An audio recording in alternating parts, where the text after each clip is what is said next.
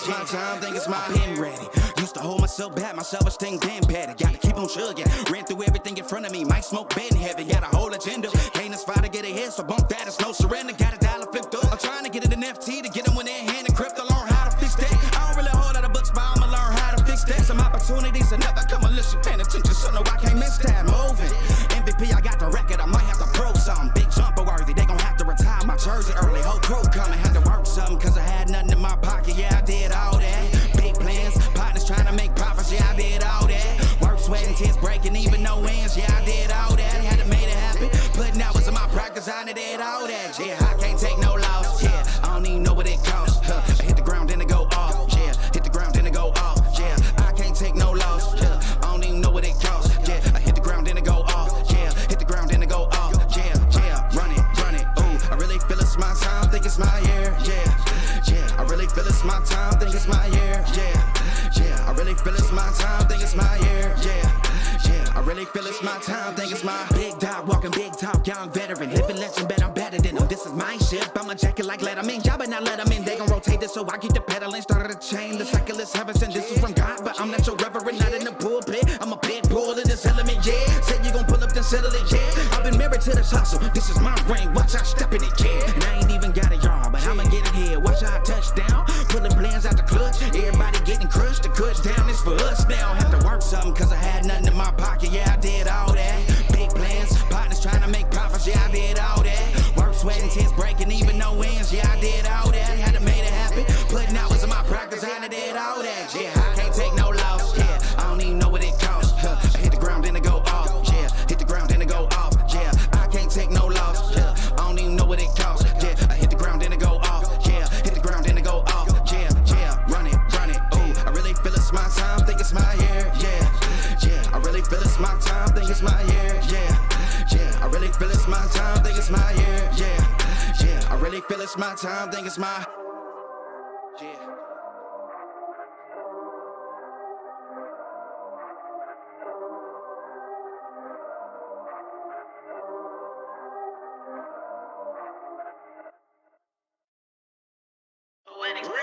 Run it, I can't take no loss, I don't even know what it costs, I hit the ground, then it go off, yeah, hit the ground, then it go off, yeah, I can't take no loss, I don't even know what it costs, yeah, I hit the ground, then it go off, yeah, hit the ground, then it go off, yeah, run it, ooh, I really feel it's my time, think it's my year, yeah, I really feel it's my time, think it's my year, yeah, I really feel it's my time, think it's my year, yeah, I really feel it's my time, think it's my pen ready. Used to hold myself back, my self-esteem been better. Gotta keep on chugging, ran through everything in front of me. Might smoke bed heavy, got a whole agenda. Can't aspire to get ahead, so bump that, it's no surrender. Got a dollar flipped up, I'm trying to get it in FT to get them when they're in hand and crypto. Learn how to fix that. I don't really hold out of books, but I'ma learn how to fix that. Some opportunities and never come unless you paying attention, so no, I can't miss that. Moving, MVP, I got the record, I might have to prove something. Big jumper worthy, they gon' have to retire my jersey early. Whole crew coming, had to work something, cause I had nothing in my pocket, yeah, I did all that.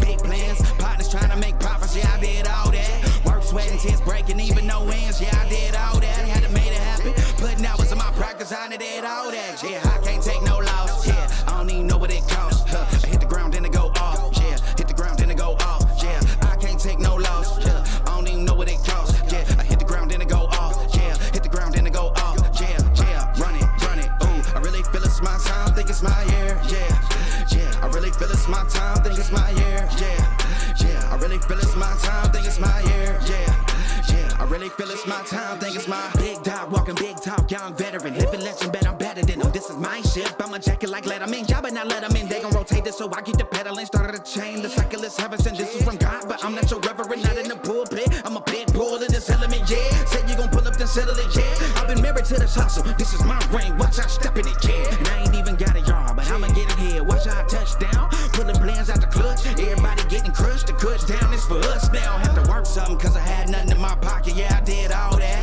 big plans, partners trying to make profits, yeah, I did all that, work, sweat, and tears breaking, even no ends, yeah, I did all that, had to make it happen, putting hours in my practice, I did all that, yeah, I can't take no loss, yeah, I don't even know what it costs, I hit the ground, then it go off, yeah, hit the ground, then it go off, yeah, I can't take no loss, yeah, I don't even know what it costs, yeah, I hit the ground, then it go off, yeah, hit the ground, then it go off, yeah, run it, ooh, I really feel it's my time, think it's my year, yeah, I really feel it's it's my year, yeah. I really feel it's my time, think it's my year, yeah. I really feel it's my time, think it's my, yeah.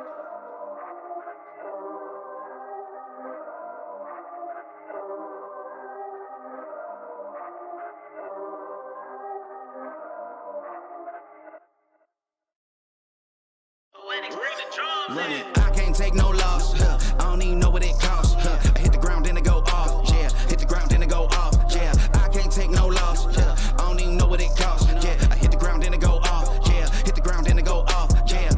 Run it. Ooh, I really feel it's my time, think it's my year. Yeah. I really feel it's my time, think it's my year. Yeah. I really feel it's my time, think it's my year. Yeah. I really feel it's my time, think it's my pen ready. Used to hold myself back, my self-esteem been better. Gotta keep on chugging. Ran through everything in front of me. Might smoke bed heavy. Got a whole agenda. Can't aspire to get ahead, so bump that. It's no surrender. Got a dollar flipped up. I'm trying to get it in FT to get them when they're in hand and crypto. Learn how to fix that. I don't really hold out of books, but I'ma learn how to fix that. Some opportunities that never come unless you paying attention. So no, I can't miss that. Moving. MVP, I got the record. I might have to prove something. Big jumper worthy. They gon' have to retire my jersey early. Whole crew coming. Had to work something cause I had nothing in my pocket. Yeah, I did all that. Big plans. Partners trying to make profits. Yeah, I did all that. Work, sweat, and tears breaking, even no ends. Yeah, I did all that. Had to make it happen. Putting hours in my practice, I did all that. Yeah, I can't take no loss. Yeah, I don't even know what it costs. I hit the ground, then it go off. Yeah, hit the ground, then it go off. Yeah, I can't take no loss. Yeah, I don't even know what it costs. Yeah, I hit the ground, then it go off. Yeah, hit the ground, then it go off. Yeah. Run it.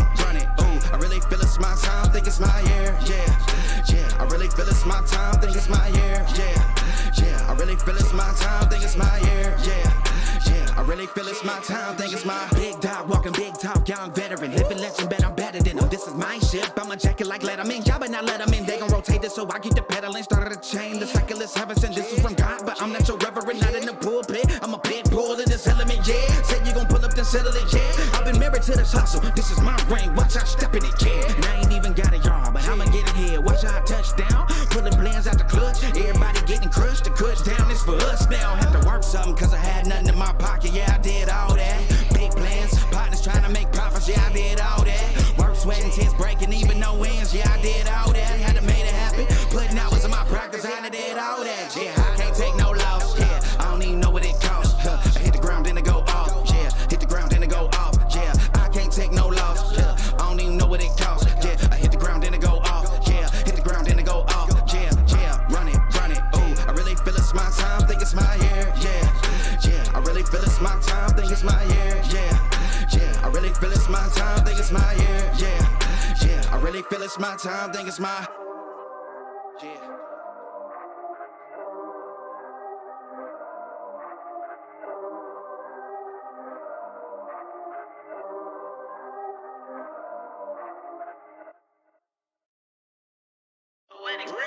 Run it, I can't take no loss. I don't even know what it costs. I hit the ground, then it go off. Yeah, hit the ground, then it go off. Yeah, I can't take no loss. I don't even know what it costs. Yeah, I hit the ground, then it go off. Yeah, hit the ground, then it go off. Yeah.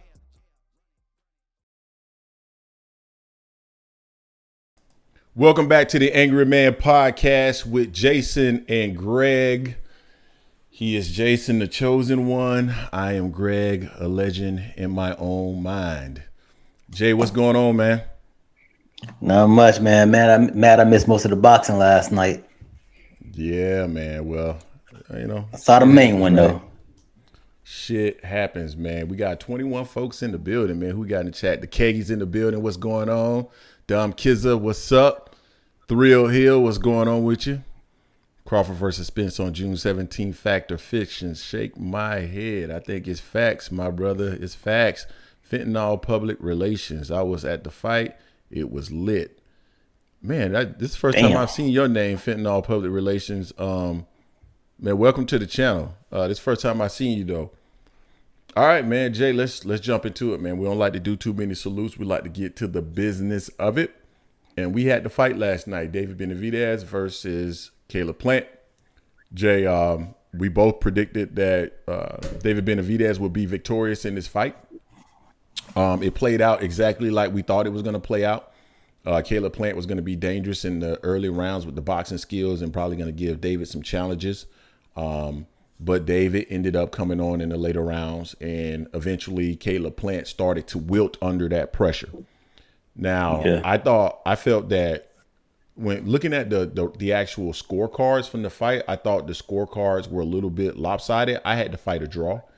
I could have seen someone having the fight 7-5 for David Benavidez. But some of those scores seemed a little bit lopsided to me because I had Caleb winning the first. It was arguable that he either won the first 5 or at least it was 4-1 coming out of the first 5 rounds. I thought David was a little too anxious at the beginning. He looked like he had a little bit of nervous energy initially, but I think he was just anxious because things weren't necessarily going his way. And he started to calm down as he started to get a little bit, tired because you can't keep that same energy and anxiety up. And I just felt like he was better at that point. Yes, Edward Torres, I had it a draw. Draw. That was a very close fight. It was a good fight. Caleb faded like we kind of thought he would. Like he's shown in other fights, I had it for David Benavidez 7-5. First like 5 rounds, Caleb pretty much had most of that. He had it like 4-1 or 5-1 out the 6. And then David pushed on after that and took it over. Yeah. David was just anxious at the beginning, man. Like he was reaching a lot. And I thought Caleb's movement was giving him some challenges. I thought Caleb's speed was giving him some challenges. But as we imagine, man, when you continue to put that type of pressure on an opponent, it's only so long before you start to wilt. And we've seen fighters like Floyd Mayweather who can stand up and sustain under that level of pressure. But there's a lot of fighters who cannot stand up to that level of pressure. And David continued to move forward. Now, the thing that I thought that David did that was really smart, and man, let's back up for a minute. Kenny Bayless, man, he did an awful job last night. I mean, his fucking refereeing job last night was fucking awful. And, initially I wasn't complaining about it at first, but man, at some point, and again, Caleb Plant, strategically, it makes sense. When you get him on the inside, try to tie him up. But at some point, bro, I mean, the shit looked like he was in a WWE or something, man. It was like a fucking wrestling match. And Kenny he didn't do anything about it. Nah, he just let it go. Yeah, I mean, it was excessive. Annoying. Yeah, it was excessive. It was really excessive, and he was taking away the benefit and the advantages of David Benavidez by allowing him to constantly grab him as they got in close. Now, back to the point that I was making. What David did, which was smart, was David didn't allow him to just continue to hold him. David started punching in the clinch, started punching as they were separating, started punching when they're in close quarters. And he caught Caleb several times with some big shots, man, in close range. And I think that was really what changed the tide of the fight, bro. And really made it such that David started to take over in the second half of the fight. And I thought David, for the most part, was dominant through rounds 7 through 12, if I remember correctly. So, Jay, what are your thoughts on Kenny Bayless, man? Terrible job or not? No, I agree. I agree with everyone. Yes, you and everyone else in the chat as well. It wasn't. He did a bad job with that, man. Also, there's a lot of low blows too. There's a lot of low blows, man. Yeah, I thought he was going to take a point after the second testicle shot. I'm surprised he didn't. Well, they both got kids already, so they done. They done with the kids now. I get it, but hey, listen, my wife told me that one time before saying, hey, you don't need I still need testosterone, brother. Shit still hurts. Shit still hurts, no, though. I still need testosterone, and I get that from I still need mine. What's up, man? Bruce Gas? Yeah, but overall, I mean, I think David, like you said, like when we were watching the fight party last night, David was just nervous and jittery. And he was very slow. Like when his post-fight interview, he was like, he took his time because he knew Caleb had some speed and everything. But I was like, you can't just lay off that long almost, He was doing some stuff that was very uncharacteristic of David, of himself. He wasn't, I don't know. Like Caleb also came a little different in the first 4 rounds. But David said that he caught Caleb with a shot to the stomach in round 4 or 5. He said he heard Caleb like, oh. And he's like, yeah, I got you. And that's when the tide changed. Like we kept saying, like he's gonna have to go to the body, slow Caleb down. That big ass ring, that football field they fought in, to slow Caleb down a little bit. You saw Caleb start wilting over time. His gas tank ran empty really, really fast. So David did well, but it wasn't up to the Mexican monster talk as far as like knocking someone out. He beat Caleb up though. You saw Caleb's face. Caleb's face was jacked up after that fight. Yeah, but part of that was the headbutt though. So I saw David talking about that. He beat him up and look at his face, but part of his face was the headbutt, dog. Like, I mean, yeah, I get you, but at not the on same both sides time, of the face though. Up under his left eye wasn't the headbutt, but like right around his eye, his right eye, and that cut, that was the headbutt. So no, I wasn't talking about. I was talking about like the nose and the left side. Oh, okay, I got you. Well, man, at the end of the day, I thought it was still a good fight. Yeah, it was a great fight. I felt like the energy in that building, man, was great. We'll see how well they did on pay-per-view. But boxing needs more fights like this, man. That grudge match. And the thing that I really like, Jay, about the last night, man, is that they left it in the ring, right? That's what men do, right? We leave it in the men. You go out there, man, whether it's, you grew up and you were at the schoolyard or whatever, man, you left it out there, man. You went out there, you fought, you did your thing, and it was over after that. And so that's what they did. They fought and left it in the ring. So I'm ecstatic that they were able to do that. So the next question I have, man, is basically, where do these two fighters go from here, Jay? Where does the Mexican monster go from here? Because it's not going to be Canelo, right? Canelo got John Ryder, and more than likely he's going to go to Bivol next. After that, if Canelo fights Bivol, I give him credit for taking that fight because he got his ass washed the first fight. I don't want to see Canelo and Bivol fight again. I think it's just going to be the same thing all over again. I'd rather see Canelo go ahead and fight David because David is the mandatory. That's what a lot of Canelo fans are like, well, he's fighting John Ryder because John Ryder's a Mando. David's a Mando. Keep the same energy. I don't even want to see John Ryder fight Canelo, but that's going to happen. Like we picked that a long time ago. Yeah, I want to see him go ahead and fight David. David's earned the shot by being the mandatory now. Go ahead and keep the same energy like you did with John Ryder. Fight your next mandatory. I don't disagree with that. Bivol just going to wash you. We'll see if Bivol washes him. I think Canelo's going to be more competitive in that fight, but I think he loses again. So we know David is not going to be the next opponent. So what does David do in the interim? Who do you think he should fight in the interim? I mean, is Jermell Charlo out there, Boo Boo Andrade, who, interestingly enough, David thought that he would be the most challenging of all those fighters in and around that weight class. Who else is out there that he could actually fight? David Morrell. Well, who do you think he would take? I would like to see him fight Boo Boo or Morrell. I don't want to see him fight Charlo yet. I want Charlo to get a fight under his belt since Charlo's has been gone for so long. I want Charlo to go ahead and get one fight under his belt, then fight him at the end of the year if they can get that one fight in later on this year, the very first beginning of January of 2024.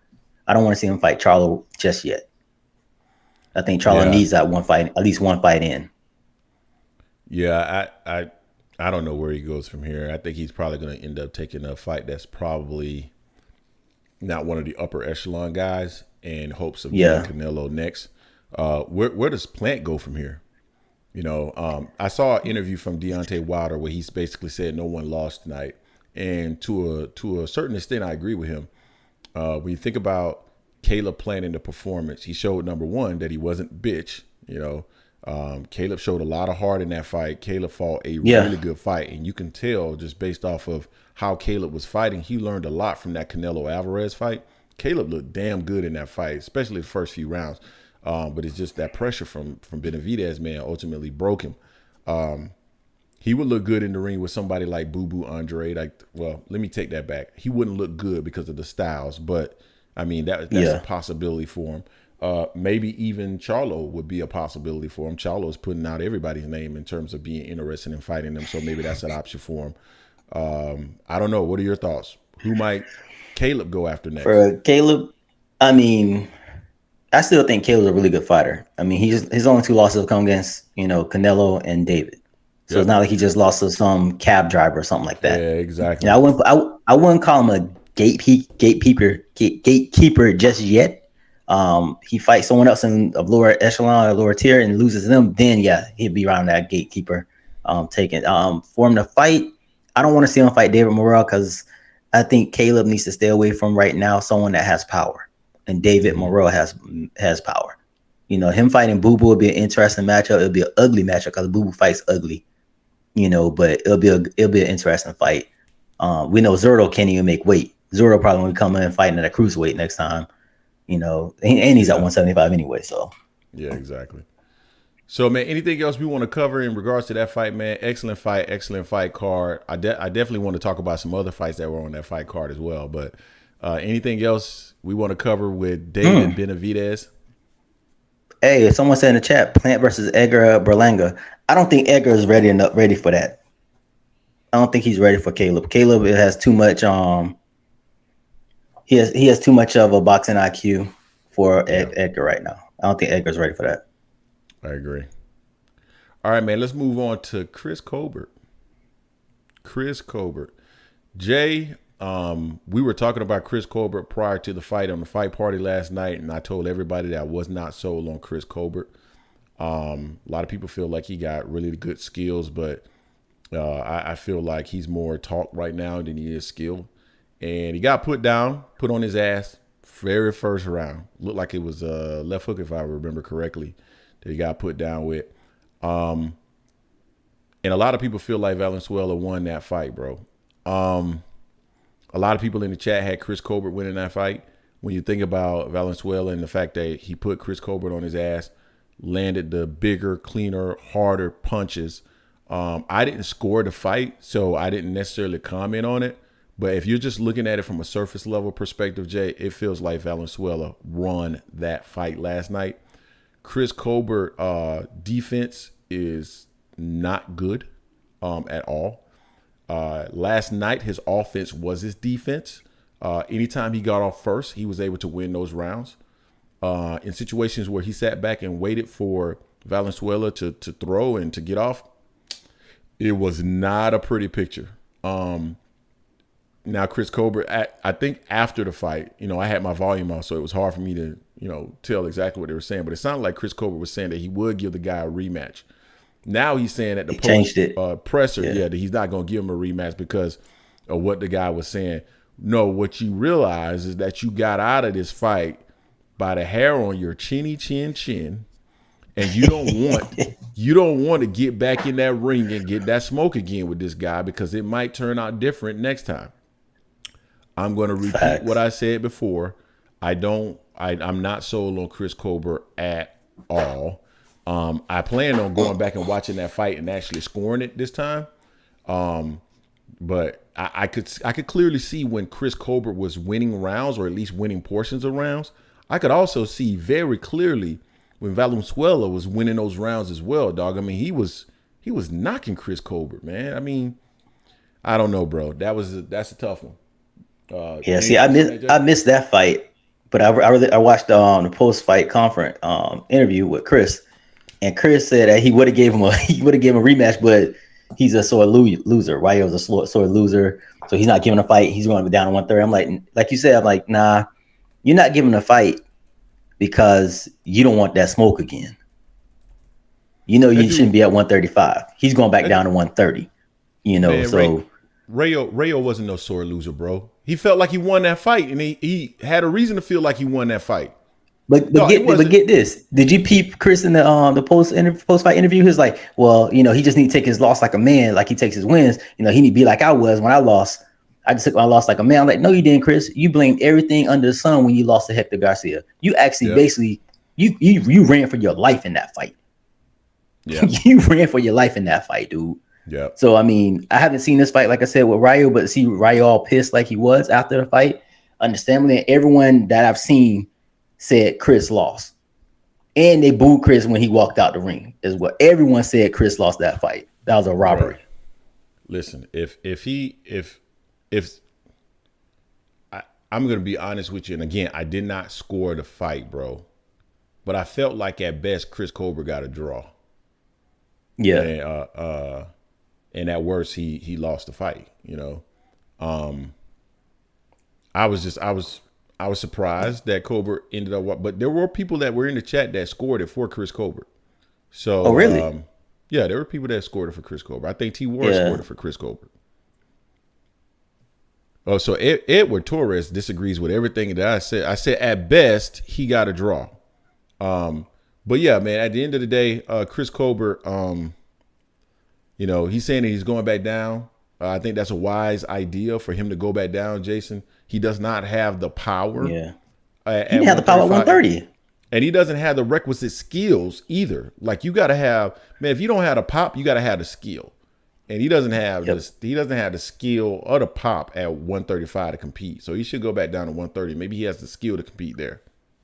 But you know what's funny though? He said that he would give Ryu a rematch because this is a legacy fight. He thinks it'll be a good legacy fight. But then he's like, I'm not giving it to him now because of Ryu being a sore loser. I'm like, so you really don't want this fight because you said it'll be a legacy fight, but you're saying no because Ryu's a sore loser. You're saying no because you don't want that smoke again with Ryu. That's what I'm thinking. That's the reason why I'm thinking on that. Yeah. Yeah, I don't know what Edward Torres is talking about. Somehow I'm biased because I felt that the fights last night were close, even though I believe, I think Benavidez could have done enough to win, and if somebody gave him the fight, I'm all good with that. I also feel like, Rayo, if someone gave him that fight, that probably should have been the right decision based off what I saw. I mean, I see it differently. If you see it a different way, that's fine, bro. But don't sit up and talk about I'm biased. Yeah, but it's funny because before the fight, Chris was like, "I'm like," he said, talking like he's going to stay at 135. He's talking like he's going to stay at 135, and then all of a sudden he said, "I'm going back." He took his ball from the court and ran home. That's what he did. He took his ball, ran back to the court, ran home, man. He should get out of town, man. If I was in Chris Colbert's position, I would probably do the same thing. I got out of that fight. Like I said, I barely got out of that fight with a win. If I had lost, my career would have gone in a totally different direction. Probably his advisor, as soon as he got to the back, his advisors were probably like, "We told you. Mm-hmm. You know what I mean? And he probably said, "You know what? You guys are right. I'm going back down to 130. I do not belong at this weight class. This is not a great decision or move for me." So he's making a wise decision. Why go back in there, man, and give this guy another crack at beating you? No, sir. I think I would do the same thing. No belt on the line. Brenda McDonald, what's up? Brenda. What's up, Brenda? Long time. But you know what? Chris is lucky he didn't take the fight with Frank Martin at 135. He was never going to take that fight to begin with, so there's no luck associated with it. He was not taking a Frank Martin fight. It would have been ugly. That would have been ugly. Of course it would have been ugly. Anybody at lightweight that was skillful, it would have been ugly. Yeah. Anybody. What's Salute up, the flawless mentality. So anything else we want to cover in regards to our guy Chris Colbert? Lil B-Hop is what they call him, but I don't know if he's quite like B-Hop. Anything else we want to cover, Jay? Only thing I'll say, what did you think about what did y'all think about the fight with Joy Spencer and Ramos? Outclass is the word. Yeah. Did Ramos look huge to you? Because he looked big as hell. I mean, you mean height-wise? I mean, we already knew what his height was. Size-wise. No, size-wise. He looked so much bigger. He looked real big in that. Spencer the wrestler. I think Ramos was not only too big for him, though, 50. I think he was also too skilled for him. If you look at Ramos was very calm, collected. Nothing was really bothering him in terms of what Spencer was doing. I mean, he was there to take care of business, man, and it was clear, and he took care of business. Yeah. I mean, I was like, I give Joy credit for trying to stay in there, but I'm glad they stopped that fight, man, because he was taking too much punishment, man. Joy was just fighting off a heart. He was just outclassed, outmatched, and he was just fighting off hard. And they did Joy a favor, very respectful for both young fighters. Hopefully Joy goes back, gets back in the lab and everything, but Ramos was a big boy in there, man. He looked huge. Yeah. Anything else we want to cover, bro? On last I night's think fight card? that we're pretty good about last night. Yeah, man. Great job by the PBC. One thing, Greg, we gotta blame Al Heyman for last night's fights. We gotta blame Al for that. I was just about to go there, It's man. Al's Great fault. job by the PBC. I feel like right now, currently, the PBC is on fire. They are putting out the best cards, the best fights in the sport of boxing currently, and I think we need to start appreciating them because they're doing it for boxing. All right, bro. What do we have next? Where do we want to go? You want to go ahead and talk about Shakur and Frank since we just mentioned Frank's name then? Yeah, man. Let's go ahead and cover that. So, so we did a video earlier this week, and it was talking a little bit about Shakur Stevenson and the fact that Shakur, in response to all the back and forth between Frank Martin and Keyshawn Davis, basically saying that Frank Martin wasn't necessarily on his level, right, Jay? Basically saying that, you know, he's a former world champion at 130 pounds. Frank Martin hasn't won a title yet. And Frank Martin needs to be focused on Keyshawn Davis. They're more, you know, similar in terms of where they are in their career. And for me, I don't see a significant difference between Shakur and Frank Martin. Like, to me, they're like, I get what Shakur is saying, that he has accomplished a little bit more, but I don't see them being significantly different, Jay. And if I remember correctly, after Frank Martin beat Rivera, I could have sworn that that at some point Stevenson said that he wanted that smoke with Frank Martin. Am I misremembering that? Because I thought he said that. He said so. that. Now I don't know why a few weeks later he's saying that he shouldn't even be focused on him. I'm not really sure. At some point, I think both of these guys are going to end up fighting, because I think what's going to end up eventually happening is Tank is going to end up beating Ryan. Then Tank is going to end up fighting Devin, regardless of who wins that fight. Devin's going to go up. Tank is not going to hold on to a title if he wins, because he doesn't want to be dictated to. So I think these guys will end up collecting belts and eventually unify and fight each other. So they're on a collision course. And right now, in my mind, Keyshawn Davis is nowhere to be found in this discussion. I mean, good young fighter, but I mean, right now he's just tying his name to different opponents to keep his name hot and relevant. What are your thoughts on that, Jay? I mean, for Shakur, I can see why Shakur wouldn't fight Frank right away, because it's no money, and it's like fighting Shakur. You know, high risk, no reward really for either one of them. I mean, it's a great reward for us as fans, but them as boxers, you know, they're not getting paid. They won't get paid for that. So I mean, I can see it in that sense. Now, I do just from the eye test, I think Shakur is a better fighter than Frank. Not by a lot, but he's better. I think he would beat Frank in a fight. It'll be a hell of a fight. On now, Keyshawn Davis should not be mentioned in either one of their in their name around them at all. Keyshawn Davis is nowhere near either one of them. You know, so I mean, Keyshawn is still a prospect. He needs to keep that route there and work his way up, because he's not ready for Frank. And I know him and Shakur are like that, so I know they won't ever fight, but he's not ready for Frank. Keyshawn needs to just do the prospect route right now. Yeah, I don't disagree with that. I think Keyshawn is, like I said, he's tying his name to some of the top fighters in the game right now. Not only at his weight class, but he's also tying his name to Errol Spence and Terence Crawford. So I mean, he's going to the Bob Arum School of Promoting. We can see that right now. Yeah. He's tying your name to the biggest fighters out there. And I mean, it is what it is. He's doing a good job at that, but I don't think we're going to see him in the ring with anybody near the level of Shakur Stevenson or Frank Martin in the next several months. So, hey, Bama Jeff, I see what you're saying as far as Shakur being a weight bully in there. I'm just going by the overall skills. I'm looking at just his skills, not just because he's bigger. I'm just looking at the way he's fighting these guys. You know, it's going to be a hell of a fight with Frank. I still think he's a little bit better than Frank. Yeah, if I had to guess, I would. If just looking at him, I think he's a little bit more skilled than Frank as well. But the thing that I always go back to, man, is you got to see what a guy looks like, because skills don't. The eye test sometimes is flawed if you're not seeing that person in the same weight division, if that makes sense, Jay.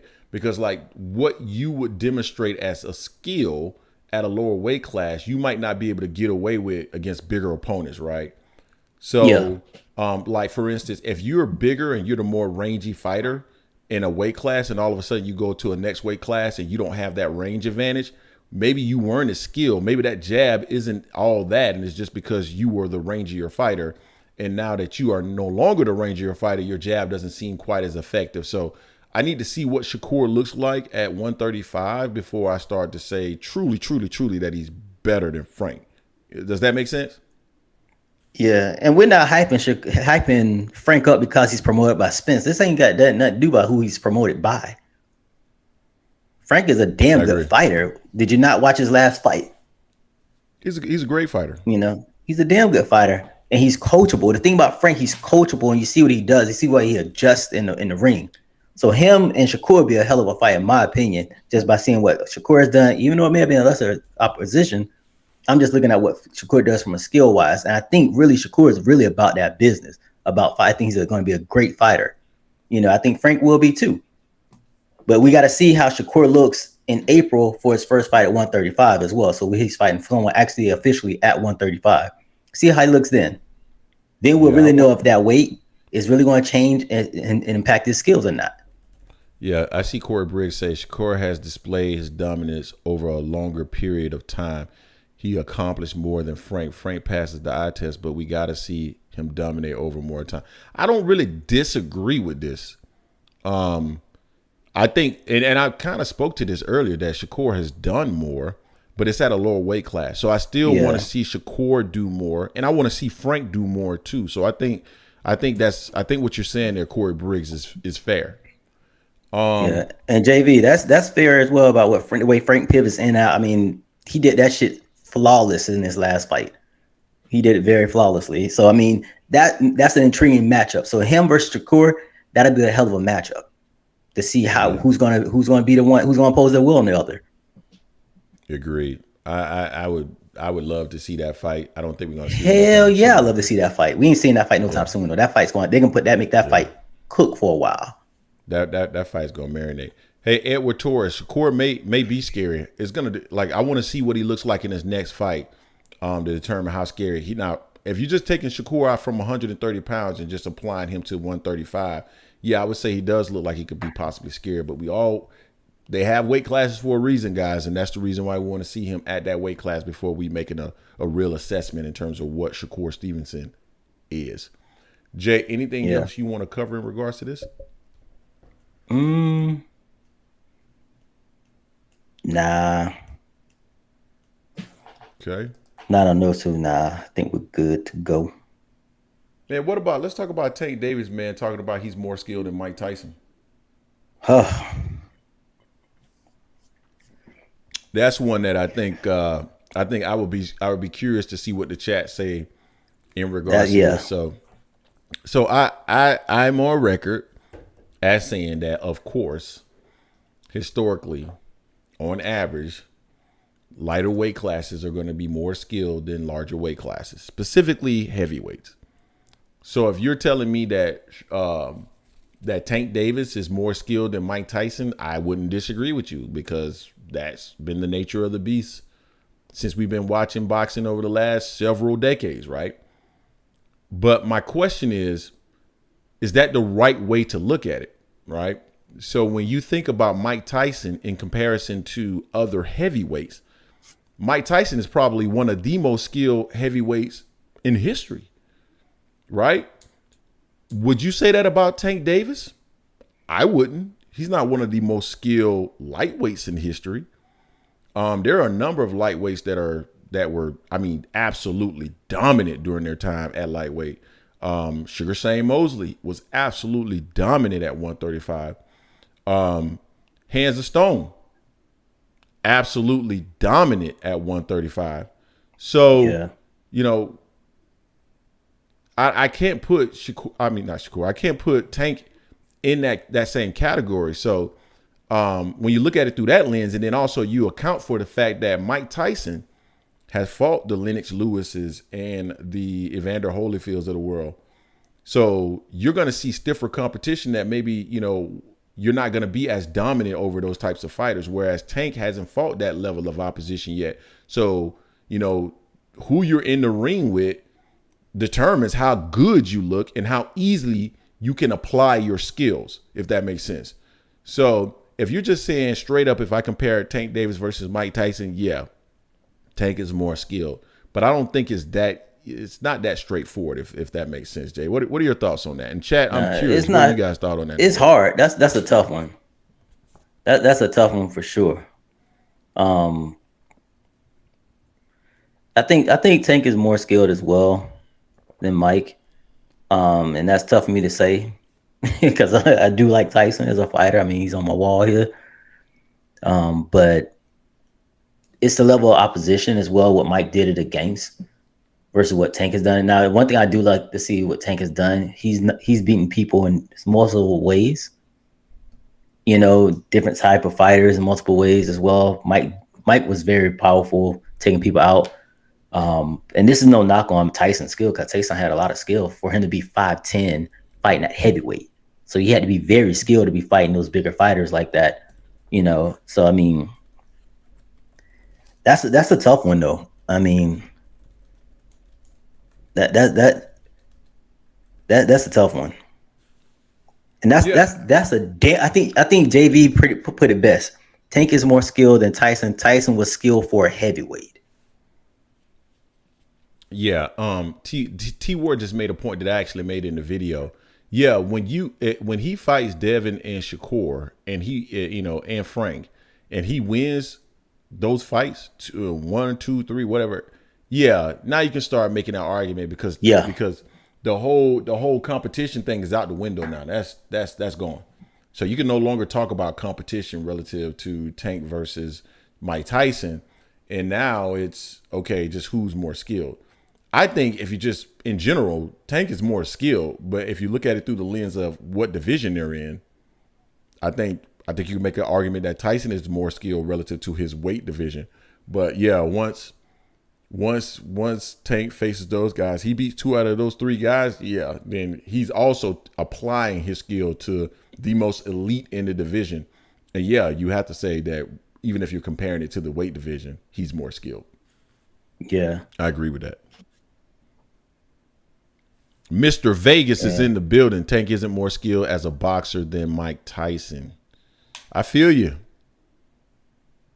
Yeah, I think it's close. I mean, I think it's a close. Yeah, man. Mike had incredible speed, the ability to cut off the ring, foot movement. That peekaboo style was amazing. Slipping shots, attacking from angles. Mike was a very, very, very skilled heavyweight. Very skilled heavyweight. Yeah. JV been putting some points out there, man.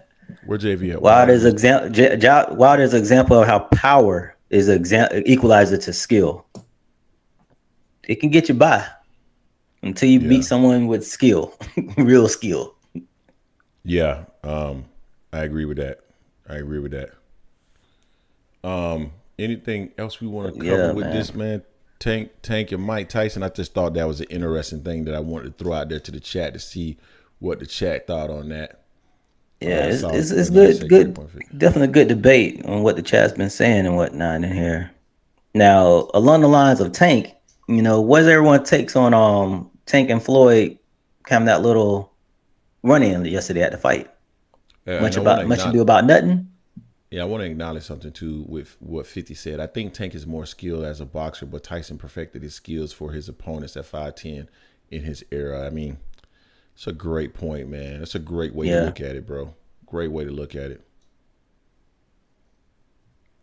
Tank fought his last 4 differently. Tyson, I don't think Tank fought his last 4 opponents differently. I disagree with that. The way I think he did. I agree with Brenda on this one. I disagree. I think he fought him the same. I think he fought. I think he was patient in the fight. With all, at least with the last 2, I'm thinking about. He looked like the same Tank to me. So, in my opinion. But yeah, man. Anything else we want to cover in regards to that, man? We want to see if the chat got anything else. Harrison Brooks. I'm not saying that Wilder has no skill.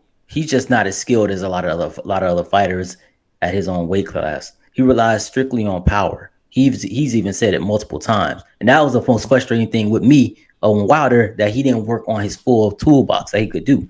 He's gotten better under Malik Scott, but he still relies just on that right hand a lot. He's early on, that's all he was relying on.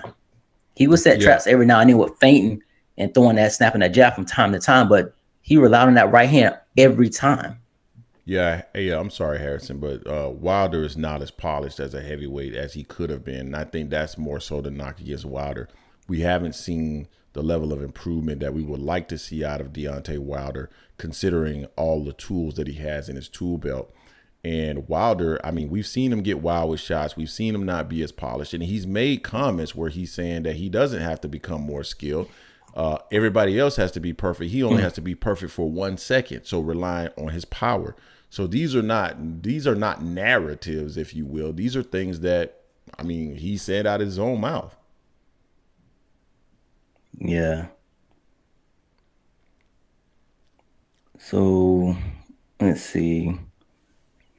Yeah, Track man. And that's what I want to know. I want to know if they squash the beef. I don't think they ever going to squash the beef with Tank and Floyd. It's always going to be touch and go with them. That's just the nature of their relationship. But it's interesting. I want to see if Tank's going to be going back to the gym or not, at Mayweather gym or not. That'd be interesting. So I saw that, man. I just saw a little video of Floyd. They just kind of connected. I don't even know if they said it. I couldn't even tell if they said it. Looks like they said words, but no one knows what they said. It just seemed like it was more cordial than anything else. Didn't seem like it was like you F you or anything like that going on. Yeah, that's good, man. Those guys need to let bygones be bygones. Tank has moved on and going his way, and Floyd should go ahead and go his way and let that be that, bro. Band up, salute, bro, salute. Hey, just let me pause here real quick, man, and say we got 120 people in the building, 55 likes. If you get the opportunity, please hit the like button or the dislike button if you don't like the content, but make sure that you're interacting. And if you're new to the channel, this is the Angry Man Podcast, AM Sports Media. Jason and I are always dropping fresh, new content, interviews, clips, documentaries, you name it. We do it. Subscribe to the channel. Join the family. Definitely. Hey, real quick, Greg. Debo A, he said Derrick James would have been the perfect coach for Wilder. What you think with Derrick James as a coach for Wilder? How do you think that impacts Wilder's career? I don't know if it impacts Wilder's career at all. And the only reason I say that is to the point that Harrison Brooks actually made, is that Deontay's progression is by choice. And I think Deontay needed, I don't know if Derrick James is the voice in his corner to say that you have to do this and I'm not taking any shit. You're going to do this or I'm not training you. So a fighter has to be willing to go in there, man, and accept the training, the discipline from the trainer, and have that willingness to learn. So I don't know if Deontay had that at that time. I think he does now with Malik Scott. I think after losing to Tyson Fury, it's probably a wake-up call that I need to change something. But as you know, at the point in which he was undefeated and thinking in his mind all he had to do was catch you and he's gonna get you up out of there. I don't know if Deontay Wilder would have changed his mindset. That's my personal opinion. Yeah, I think he may have, because if he had someone a trainer that he truly respects. I think he has to be someone that he can truly respect you in the corner. I don't think he really respected Mark Breland to that degree. He listened to him from time to time, but he still was going to do his own thing. So you don't respect one of the greatest amateur fighters and a damn good pro in boxing. I mean, if you don't respect him, why would you respect Derrick James, who didn't really do much of anything as a pro? No, I get you. I get you on that. But as a trainer, what he was doing with Spence, it depends on what time that he got Derrick James in his corner. You know what I'm saying? If he's there, because I agree with you, because Derrick James really hadn't accomplished anything until Spence started popping off. Yeah. So I agree. I mean, I think you should respect Mark Breland, but I don't think think about how he blasted Mark Breland for blaming him for it. He said he probably sabotaged his water. I see what Debo is saying. Spence was with him from a young kid, so I don't know if that's something about managing egos. And we also know that Spence, Using this as an example, Spence himself said that he hadn't been training the way he should have been training, specifically for the Sean Porter fight. And Derrick James was his coach then. So let's stop with the whole Derrick James is just going to come in and change the mentality of Deontay Wilder. I really don't see it. So using your point, Debo, Spence said that. So I don't see it. Wilder had to be in the mindset that he usually when fighters like that, man, make a change, it's because something changed them. Spence, it was the accident that changed him. Spence, like, oh my God, this could be going like immediately. That changed him. Yeah. Wilder losing changed him. At the point that he hadn't lost, he wasn't changing shit. Isaac Green said, whatever happened to the PBC is broke rumors. That was always bullshit, Isaac. Always bullshit. Coach Joe, salute, my brother. Salute. Only Wilder can change Wilder, and it's doubtful. I believe that Brenda, spot on, Brenda. I believe exactly what you're saying. I don't believe he's going to change just because Derrick James is in his corner. I mean, especially at this point in the game, for sure. I think, like everyone said, I mean, we also got to remember Wilder started boxing at a late age. You know, started boxing at a late age. And people knew he had power back then, so they just relied on that, you know. And who knows? He probably got comfortable. I mean, if that's all you gotta do, you don't have to do much to get him out there. You're not going to do some other things to get better necessarily. Sometimes you can just get reliant just on that one thing until someone else comes in and they neutralize that, or they take that one thing that you're good at. Then what you gonna do? You know, that was a problem. That's been the frustrating with Wilder because he relies so much on that power, so much on that power. Yeah. So, Jay, what do we want to go from here, bro? I know people still want to talk about the Errol Spence versus Terence Crawford news that, quite frankly, I feel like we were the first to actually post that on. I saw Fanon do it a little bit later. I saw, I think you sent me something saying that Blue Blood posted something, but I think AM was the first one to actually post that on YouTube. And so I want to pause and say shout out to Chicken for that. Chicken has sent us the link to his website, I think either early that morning or late the night. I can't remember now, man. You know I'm getting old. BreakingNewsBoxing.com. Yeah, and it was on there. And so we, you know, we had been hearing for a while that there were some things that were going on behind the scenes. And some of this was public, some of this stuff was not necessarily public. And the June 17th date was the date that I thought that Errol Spence was going to fight. There's a reason why I picked June 17th. And it's interesting that the June 17th date is not a date that materialized. Jason, don't get mad at me because I got connections, man. Hater. But now, Chicken with his sources confirmed that they have come to an agreement and that, it's going to be Errol Spence versus Terence Crawford next. Now, what we also hearing is that Rocha has been trying to force the WBO. They're trying to force it to a purse bid because they feel like Terence Crawford is moving on to fight Errol Spence. And we also understand that Keith Thurman has been patiently waiting for this fight to be announced for several months now. Thurman doesn't care if he's fighting Errol Spence for the title. He doesn't care if he's fighting him at 154. He wants to fight Errol Spence. And he's been put on ice for right now. And really my belief is that Thurman wants to fight Errol Spence regardless because he knows that Errol is the one that's going to bring the pesos, right? So Errol, no matter what, whether he gets an opportunity to win the title or not, that's the fight that he needs to make for himself at this stage of his career.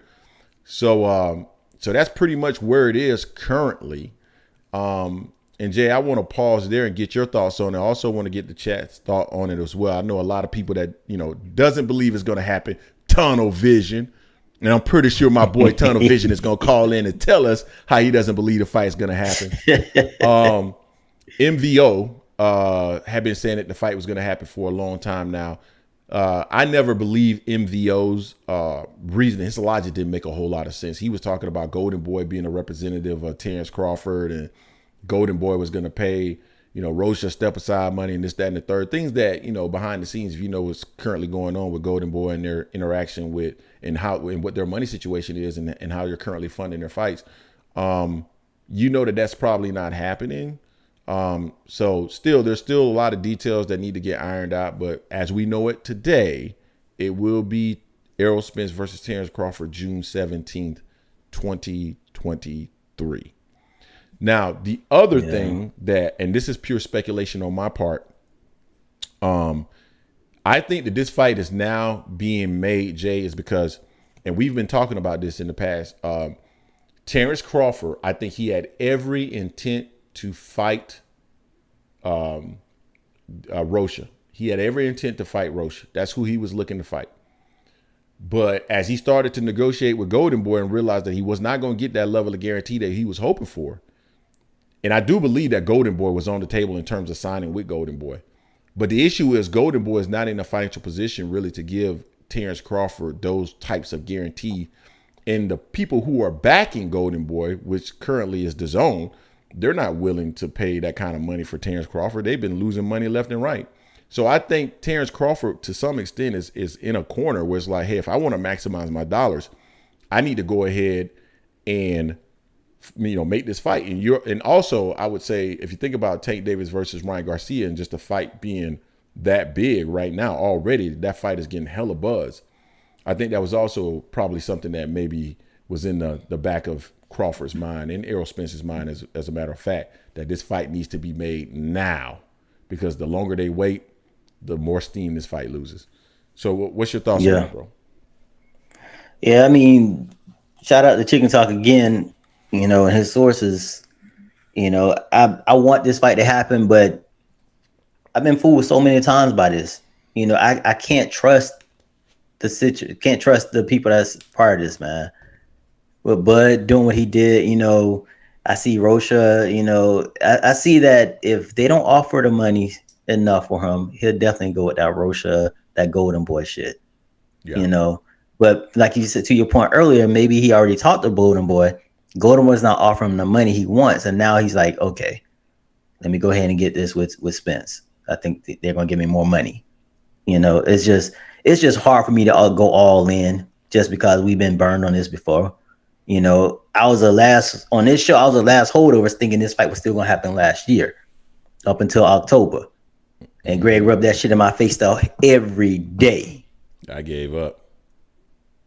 So now I'm just like, I need to see them signed, sealed, delivered. I want to see them in the ring. Kind of like same thing with Ryan and Tank. It's hard for me to trust it until it's actually done. I believe it's going to happen, but it's still hard for me to give my full trust into it. Yeah. Jay, we know boxing is very fluid, and there's a possibility that this fight may not happen still. But as we know, they've come to terms now. We heard in the past, last year, that they came to terms and that, Terence Crawford had agreed to everything, and then the fight didn't happen. So we know it's possible that the fight can change directions quickly. But as we know it right now, they have agreed. But now, right, appreciate it. 100 USD to AM Sports if Spence versus Crawford happens in June. Who's with me? Yeah, man, let's do it. Do it. Yeah, man. I know Spence said what was it, this week or last week? He said announcements coming soon within a few weeks. Hopefully, it makes sense in a few weeks. Yeah, everything's going in that direction, bro. So here we go again. We go again. If Spence stops ducking and take that 25 mil, the fight happens. If not, Bud will move on and make fights 8 figures against Rocha via BLK. The same BLK that couldn't get everything done with AB. Bandel, man, just stop it, bro. BLK Prime is desperate right now to try to make any kind of fight. BLK Prime is not about to make anything. Terence Crawford is not going to go over there and make no 8 figures with BLK Prime. You think those guys are going to go over there and just allow Terence Crawford to fleece them? He didn't make the initial $10 million. All that BLK Prime shit, Think about it like this, guys. If Terence Crawford went over there and won and made $10 million and it was a successful event, why the fuck isn't he back over there with BLK Prime to make another $10 million fighting someone like David Avenesian? That would have been the first thing popped in his mind. I would have stayed over there. I would have stayed over there. We need to get Rocha. We need to get Rocha over here and fight Rocha for this. Let me get another $10 million. We know Terence Crawford loves a bag. So stop it, guys. Just Bendel, stop it. It doesn't even make any sense. That's just, oh my gosh. That's just crazy. Yeah, I think BLK Prime did have a card this weekend. I don't know who the hell was. They said it was all women's card, right? Yeah, that's what I heard too. Yeah, I think it was kind of like a mashup of like the old school wrestling thing, Glow, Gorgeous Ladies of Wrestling. Oh shit. I can tell you, we never gonna get any credentials with BLK Prime. We be talking about them, man. Anyway, guys, we are at an hour, so man, we are opening up the phone lines, guys. So yeah, we are taking phone calls. So let us know what's on your mind, man. I do expect Tunnel Vision, our boy, to be on here very, very soon. I know my boy Tunnel, man. All right, Jay. Let's see. Yeah, BLK Prime. Oh my God. BLK Prime one of the ones I was putting up that money anyway, right? Wasn't it a hedge fund somewhere else?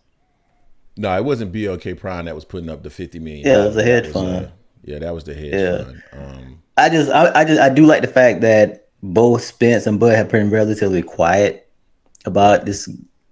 So I like that because I think big deals happen in quiet.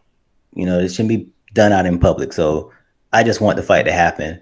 If the fight happens, we know Brenda McDonald's going to be on board for it because she's going to get back into boxing because of that. She said she wasn't going to do no more boxing if they don't get it done. Yeah, so she'll be back. They need to do it for Brenda McDonald, damn it. BLK had Stone Coke, Steve Austin, and Goldberg last night. Damn. That's cold-blooded. Oh, man. That's dirty. That's low. That is really, really low right there. But I mean, Jay, let me ask you, what are your thoughts, though, on that comment that I made about Terence Crawford and really the fact that more than likely the reason why he's willing to take this fight right now is because he's running out of options for big money fights? I think so. I agree. I believe that. I mean, because he's already been through Top Rank, you know. PBC knows to deal with him. Showtime knows to deal with him already. You know, Oscar was trying to get him to fight his fighters, you know, in a sense, you know, he wasn't gonna offer him a lot of money for that. I mean, his own trainer came out and said Rocha is a sparring partner. Oh yeah, we need to talk about that. I think did we drop a video on that? Maybe it was earlier in the week. Yeah. We got our first caller calling in 203. I think it's Tony. You're on the Angry Man podcast with Jason and Greg. Who do we got in the building? What's wrong with you people? Why are you believing that boy once again? Tunnel Vision. What's going on, bro? What's going on, man? Oh man, what's happening? Yeah, people. I don't know why anybody would believe anything that pertains to Terence Crawford whatsoever when it comes to this fight. I mean, yeah, you know, and I'm sure that when it comes to sources, you know, sources are gonna, you know, they're gonna put out the information that they believe is true, that they believe, you know, that something is quote gonna happen. Yep. But I remember last time Errol Spence was saying the same thing. When people asked him, like, no, the fight's going to happen. He was like 100% sure the fight was going to happen. He's like, don't worry about it. Just chill. The fight is happening. And he was like 100% positive that's what was going to go down until, you know, Terence Crawford went silent. It was time to sign the contract. Basically, all the little things that he had issues with were pretty much taken care of. The adjustments were made. And it was, you know, it was pretty much the ninth hour. That's it. All you have to do is sign, and we're good to go. And what did he do? He disappeared. He had something set up the entire time. And my only issue with this is that Golden Boy is a third party. Golden Boy has no skin in the game when it comes to this. So the fact that they're being quiet, the fact that they're not making a rusker, like they're not bugging out in any way. They're not really, you know, out in the media in any way because they don't have any skin in the game when it comes to this. Yet they're just quiet. They're silent just like everybody else is silent. So that makes me just believe that the reality is they probably have something, close to being said themselves with Terence Crawford. And at the end of the day, that's what's going to go down. I believe it, and even with Espinosa, when he was speaking, Espinosa wasn't speaking as someone who really thought this fight was going to happen. All he was basically saying was kind of like, they're talking, and he's hoping that, the fight does get done, but he understands also that, that Errol Spence is not going to wait around this time, and I guess that date is probably set as his, as far as it being his date. So the way he was talking, there was nothing about anything that he was saying that would make me believe that fighter was a done deal. So I'm going to have to respectfully just, say that I'm calling BS on it. And I think Terence Crawford is he's going to jump the coop at the last minute, just like he did last time. He does not want this fight, in my opinion. So let me speak to this. So I really wish I could argue the point that you're making, but it's literally all the same points that I thought as for why I didn't believe this fight was actually going to materialize. As I think about everything that you said and just the way that Terence Crawford has behaved over the last several months, it would suggest that Terence Crawford is not going to make this fight. The only thing that I could think of that I would say, okay, maybe he's moving in that direction now to help me explain why this could possibly occur is that he went over there to Golden Boy and tried to negotiate some numbers that he started to realize very quickly Golden Boy don't have the cash to support. That's the only thing that in my mind that I could use as, reason for why he might have actually gone ahead and made this fight. Outside of that, I'm just relying on Chicken because I know Chicken sources are reliable. Now, could things change? Absolutely. But that's the reason why I'm like, yep, Chicken sources are good. I'm going to go ahead and believe it, even though I have every bit of evidence from Terence Crawford over the last few months that would suggest I shouldn't believe it. Yeah, I mean, I think Terence Crawford is more about he's about getting money. He doesn't necessarily have to get the super bag, I think, in his head. Because, regardless of what anybody must say about, might say about the guy, he's also real good when it comes to actually investing his money. And he's big into buying real estate and all this other stuff. So you also got to think of his mindset too. He might be like, okay, I get $3 million, that's enough. I can buy this amount of real estate, and that's going to be bringing me in this amount of income, from that amount of money. And, over this period of time, I'm going to end up getting that money regardless anyway in the long term. So I don't, I think he's still just playing the game. I just really don't think this is a fight that he wants. If you truly wanted this fight, why were you trying to set up a 5-fight deal with with Golden Boy? I think we'll talk about with the guy that you had on last week. Yeah, John. Why were you trying to set up a 3 to 5 fight deal? That's not the type of deal that you're trying to set up that would make someone believe that, okay, he still wants to fight Errol Spence. I could even understand a 1-fight deal, or just negotiating something, understanding that, hey, this is going to be my mandatory, so let's just, negotiate now and set something up so we do this fight. No, he was trying to set up not a 5-fight deal. You know what I mean? So, which basically is telling me that, no, he could have cared less about the Errol Spence fight. So, I mean, people can, they can continue to believe that, but it's just everything this man does. There's nothing this man does that would make you believe that, hey, he really wants this. Or even when BLK Prime supposedly contacted him and was talking about him fighting a Jaron Ennis. Okay, why didn't you just tell him then? Nah, the person I'm trying to get through, go through right now is Errol Spence. That's the fight I'm trying to make, I'm trying to get done. There's nothing, and then obviously Espinosa contacted him after they brushed these dudes off to see if he really wanted that fight. And according to, to Ennis's father, he was talking about, if you start talking bad about me in the media, then I'll fight you. So that just makes me believe that all this might just be another thing, just trying to keep his name in the media, trying to utilize Errol Spence's name to keep his name in the forefront, like he's been doing. So there's more, so attention comes to his fights when his fights come around, or whenever he does make his deal. And this is just, to me, it's just Bob Arum 2.0. The only difference is a younger dude, he's black, and he's a boxer. You know what I'm saying? But it's the same thing to me. So from what I see, it's the same thing. And people have been burned too much to believe that this man's is going to actually fight Errol Spence. And I hope I'm wrong. I really hope I'm wrong. But from what I see, Errol Spence is falling for the banana in the tailpipe again. And he's going to be left by himself again. Hopefully he's smart enough this time to have something set where, boom, he can just go ahead and fight in July. And I want to thank Showtime and PBC for not holding everything up again for this damn fight. You know, so that's the one thing I'll say. Keep doing those other fights. If Errol Spence wants to be dumb and keep trying to make this, by all means, go ahead. But don't shut everybody else down. And that's just my belief in it. I don't believe it. I hear you, man. Anything else you want to share with the people, Tunnel? Yeah, just one last thing also. Yeah.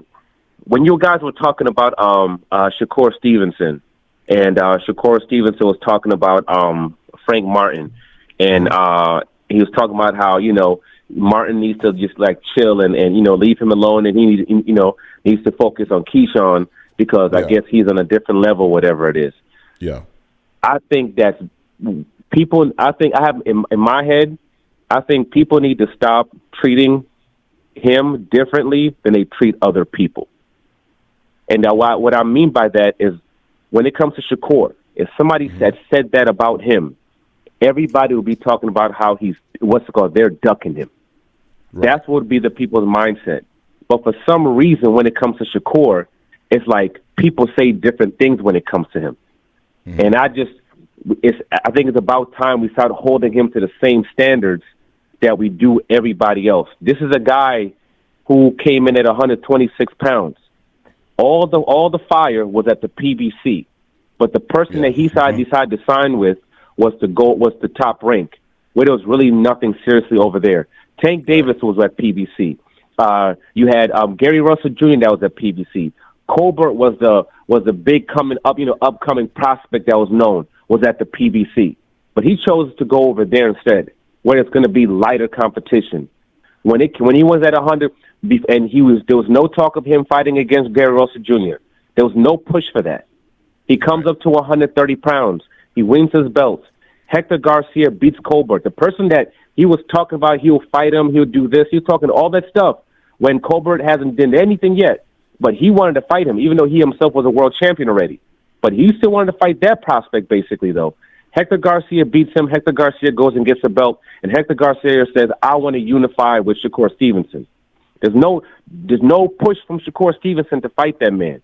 Shakur Stevenson ends up going and fighting a guy that's coming off a loss.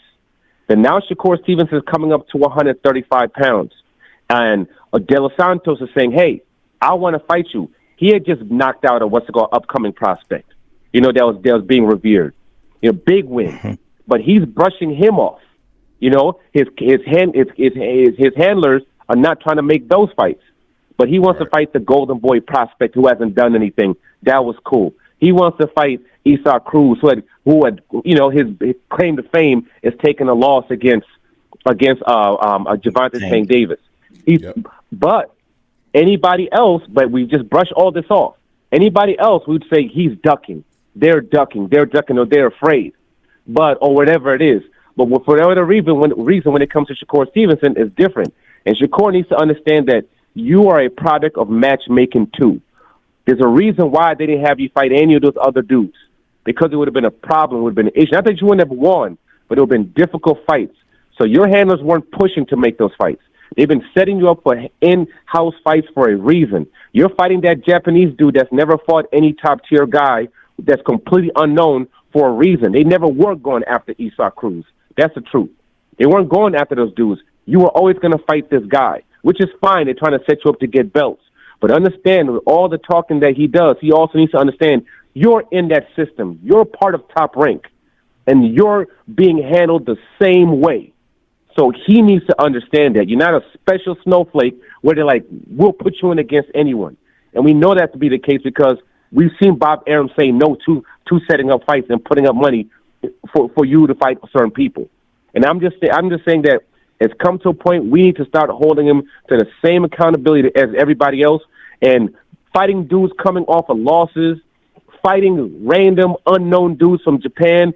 It's enough of that. We need to see him against some top tier dudes, and I don't care if he has to jump to 140 either to do it and come back down. But we need to see him against somebody, and we need to start holding to the same level as we hold other fighters. Yeah, so I totally understand your position on that. Here's what I'll say about Shakur. So I want to see what he does at 135 pounds. And that's the reason why. So when you heard me saying I don't see him being significantly different from Frank Martin, that's essentially what I mean, right? He's accomplished some things at 130 pounds, but that was 130 pounds, right? And I need to see what he looks like at 135. Now, when I start, I get exactly what you mean when you say you got to hold him to the same standards. I agree with that. I'm just not sure if he's at the point where we should be holding him to that standard yet, where I would say, okay, yeah, he's ducking. He's ducking. I'm not there yet. I want to see him at 135 pounds for a couple of fights. And then if I start to see him avoiding certain opponents, at that point I say, yeah, he's ducking. We need to start calling this out. Right now, I ain't there yet, Jason. What are your thoughts on that? No, I'm not there yet to call him say he's ducking just yet. You know, because I believe when he said he tried to make a lot of those fights and people were just like, no. I believe a lot of people were ducking him because he's a low reward, high risk. You know, the type of fighter he is. You know, so you're not gonna get paid a lot for fighting, but you might take an L, and I mess you up. So I'm not saying he's ducking just yet. Yeah, but that's cool. If we're saying that he's not ducking, that's cool because it's high risk, low reward. But then we have to say the same thing as with other people too. Then, because with other people, them fighting him is low reward but high risk. So we can't say certain people are ducking him. Then you know what I'm saying? Yeah, we can't. Isaac Cruz is a fight away from probably fighting Tank Davis again. You know what I'm saying? So it's like the Golden Boy. I forget his name, but what does him fighting Shakur Stevenson right now do for him? It's not some major payday right now. So if we're going to do that when it comes to him, we have to do the same thing with those other guys and say, you know what, in that particular situation, that's a high risk, low reward, and they're going to be expected to go over there to Top Rank, and we know the mess that they cause, and there's just financially, and they're not going to pay top dollar, for him to fight them. So it's financially not worth it, and we have to say the same thing. That's what I mean by we need to hold them at the same standard. Because if we're gonna say that for him, we have to be able to say it for them. If we're gonna say that they're ducking when his team is turning down the De Los Santos and the Hector Cruz and everything, and the Gary Russell Juniors, then we gotta say he's ducking too. But we gotta treat him the same. I feel you, Tunnel. I feel you. Anything else you want to share with the people? Nah, that's it, man. It was an awesome night of fights. It was absolutely great, and I'm sure that ref got a nice big bag, in his hotel room before that fight with the way he was reffing. And I'm glad Benavidez ended up being victorious and wasn't robbed. And y'all have a good night. All right, man. Appreciate it, man. All Thanks right, for the call, bro. Man, Tunnel Vision, man. Tunnel Vision always with some great insight. No, man, I feel him on that when he's talking about the other guys. The only thing I would say is that it depends on who you are, right? So if it's like if Devin Haney is not fighting him because of some specific reason, then you might want to say he's avoiding him. But Isaac Cruz, that's probably a come up for him, at least in terms of name on his resume. So that's the reason why I feel a little bit different. This is the Angry Man Podcast. You are on with Jason and Greg. Who we have in the building? It's Frank Wright in Cleveland. Frank Wright. What's going on, bro? I'm chilling. Hey, that was a great call. I never thought about none of that shit dude just said. Yeah, man. Tunnel Vision I never thought always about bringing the heat, man. That was he just opened my eyes up because I thought Shakur wanted all. Well, I ain't gonna say he don't want all the smoke, but that was like I'm like, damn. He did sign with Top Rank instead of going to PBC and everybody at PBC. And you keep trying to fight people that coming off losses. Like he said he want to fight, but you see, he said he want to fight Devin. But you see what Devin's father told him. It's like, man, Bob ain't even mention your name. Cause Top Rank, they raise their fighters like that. They don't want to.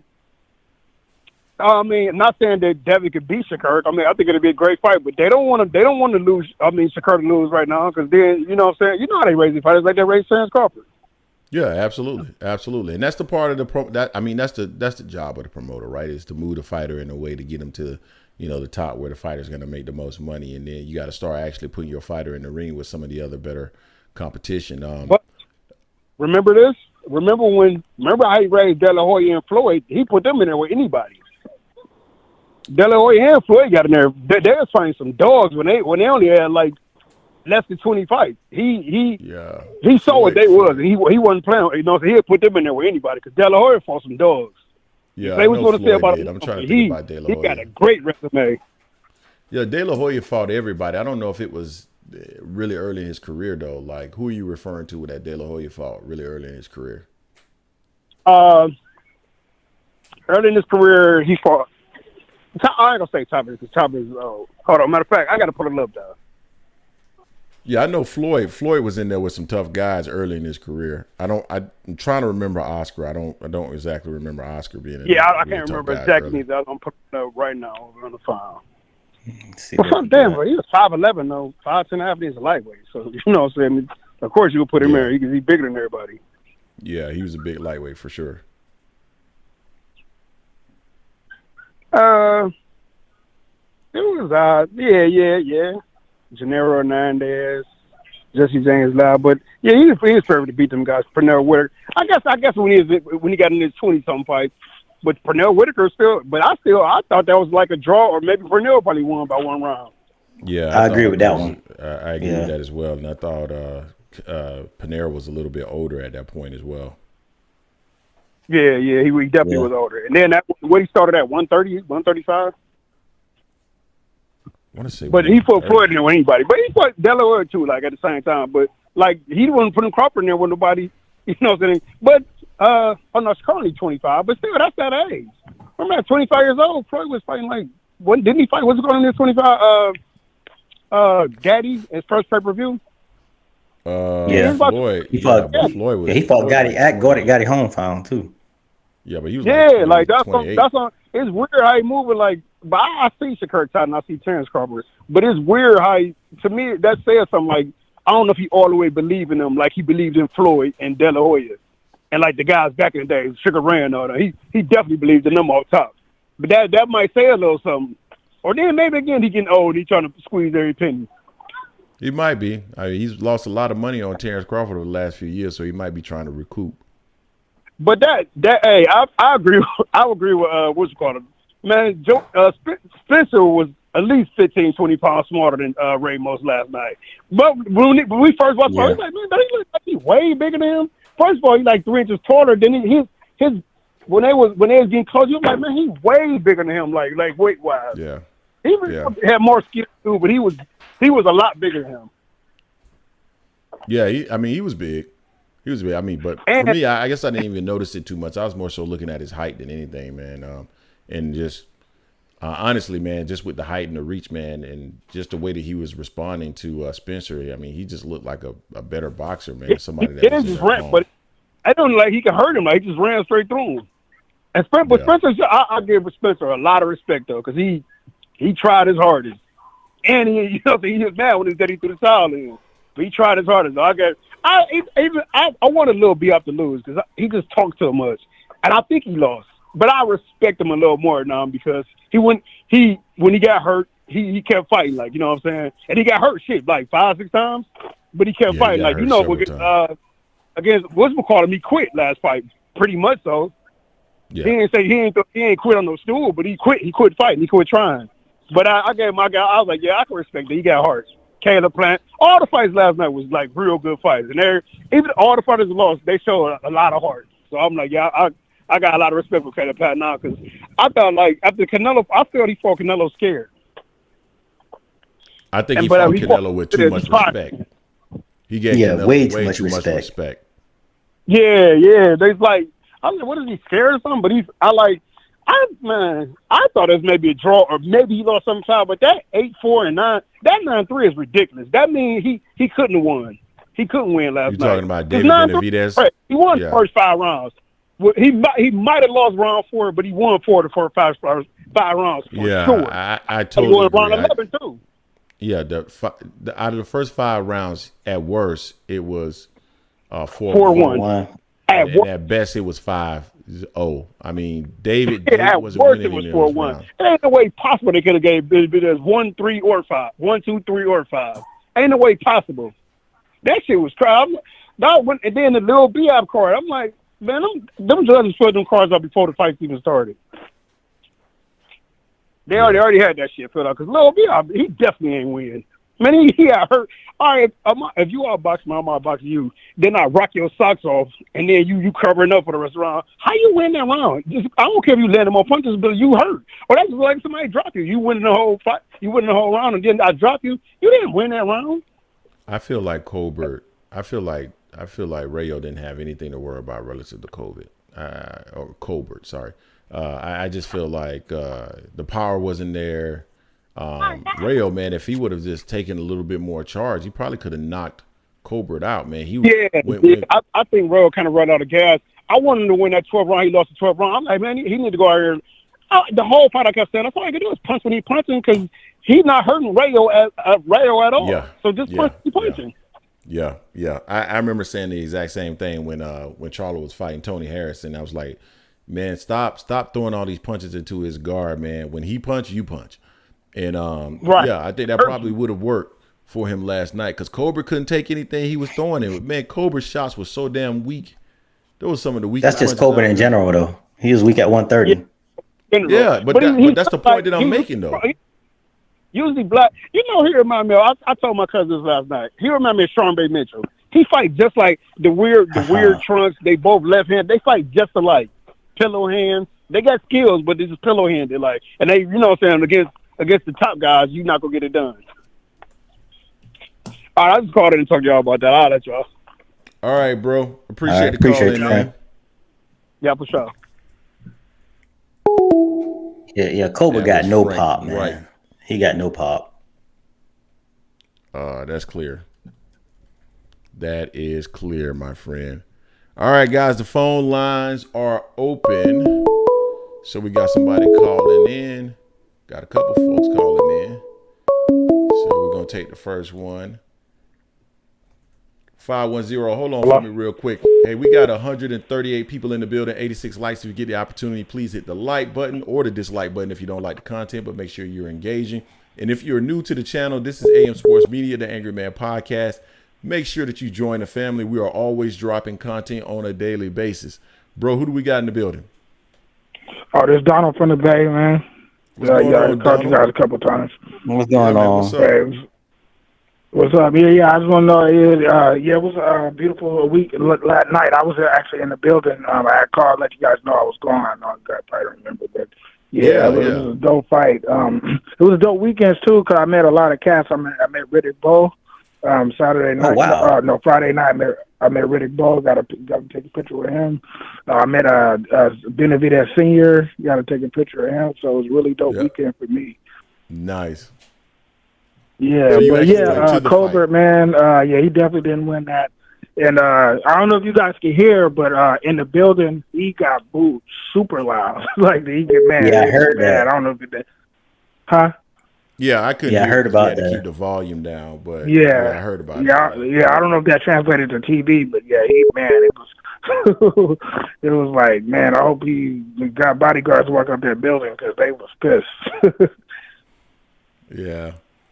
So, what were your thoughts about the atmosphere in the building, man? Was it real live there? Yeah, I didn't know that Benavidez have a lot of fans like that, but yeah, he had it was a lot of fans. People came out for Benavidez. Majority of the crowd, it was a pro Benavidez crowd. I didn't really find. I mean, it was a couple people going for Plant, but it was very well. The majority. I mean, I guess Benavidez is from Phoenix, which is a couple hours away from Vegas. Right. Yeah. But maybe that's why. But yeah, the crowd was like 90% Benavidez. Yeah, man, that's nice, man. Good, and it's good to see Benavidez get the opportunity, man, to maybe become a pay-per-view star. So that's good. I'm curious to see how the numbers go.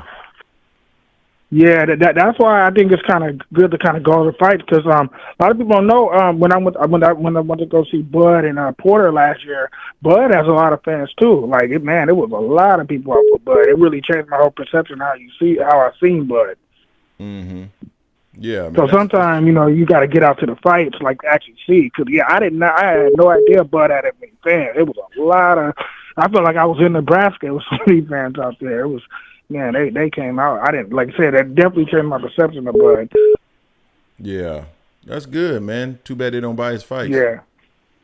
Yeah, that's what I'm saying. You would wonder, because I'm like, where are all these fans at when it's time to buy pay-per-views? Because, yeah, he had it, man. It was a lot of, man. Exactly. That's cool, yeah, man. but, I just want to say in the Benavidez fight, that was a real good fight.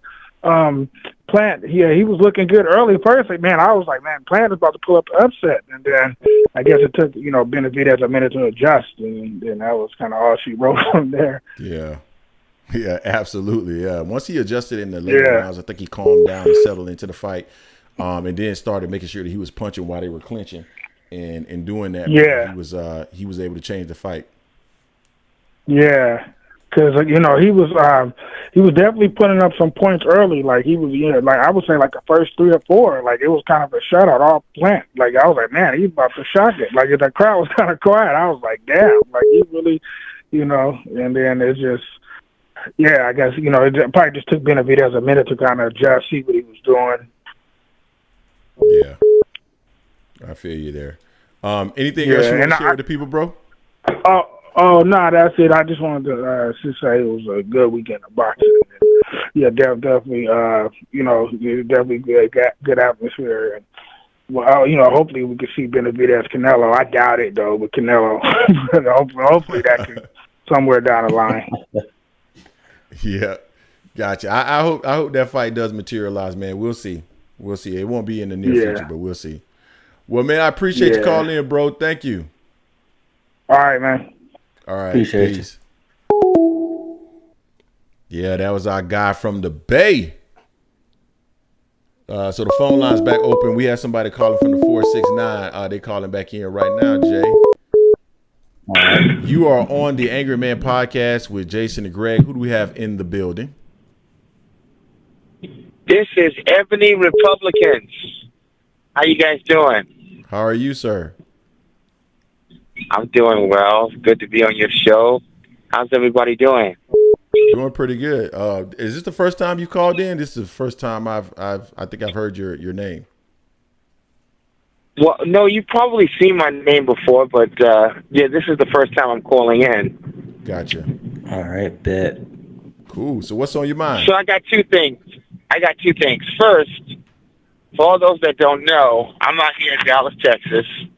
Okay. And I was the first one to put out the June date before any channel. Oh, okay. And I stood by that.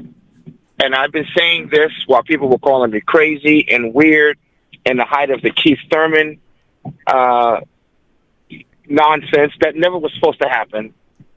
In fact, Spence was never going to fight Keith Thurman. It never existed.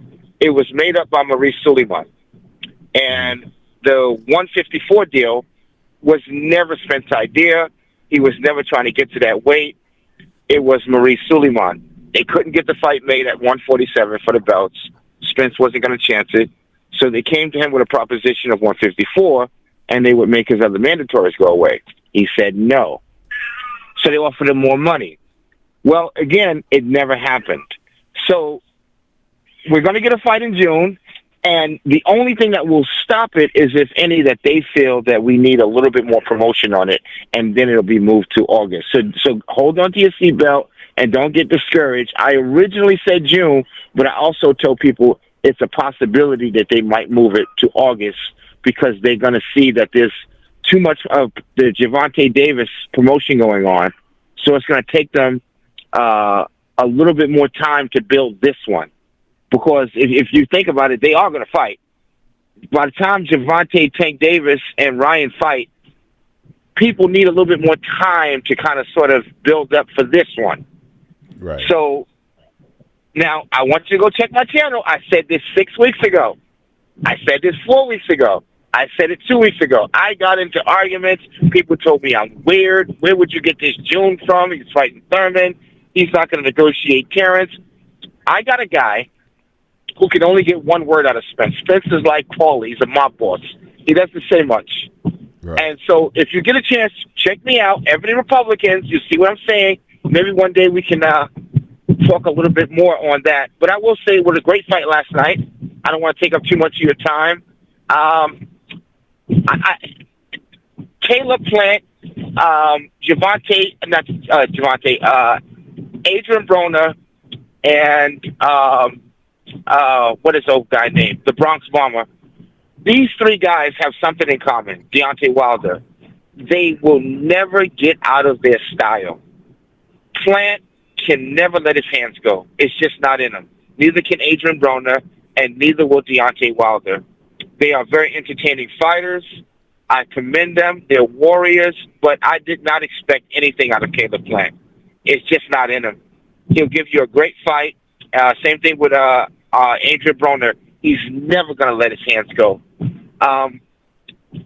Again, I take my hat off. I thought it was a great fight, worth my money, and I just look forward to see what's next in that division.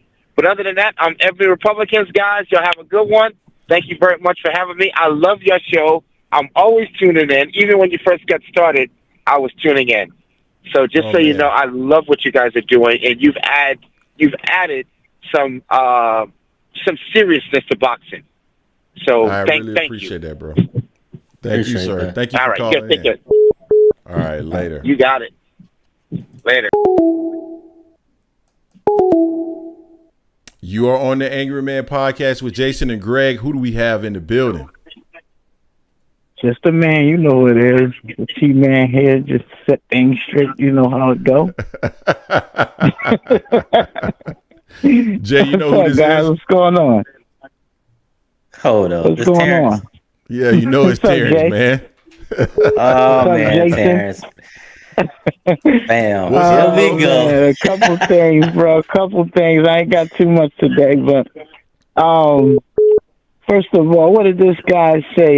He said something about first of all, I disagree with him about we needing to wait till August, bro. This fight is over marinated. Everybody wants to see this fight. Everybody's been waiting for 5 years, so we don't need to wait till August, bro. We ready to go right now, so I'm going to disagree with this guy. Oh, hold on just a second.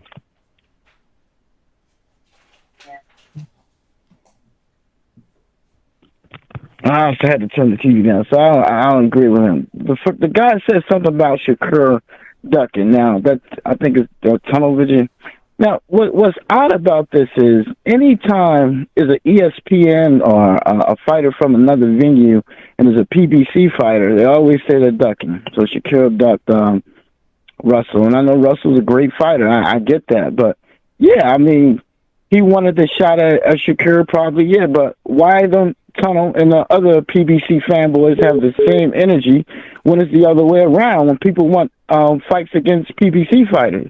See, that's a one-way street to me. They only start crying when the PBC fighters don't get the fights. Give And me an then they start calling Shakur a duck. I mean, Shakur just got to the division. How about the PBC fighters have a belt for years and don't want to defend the title?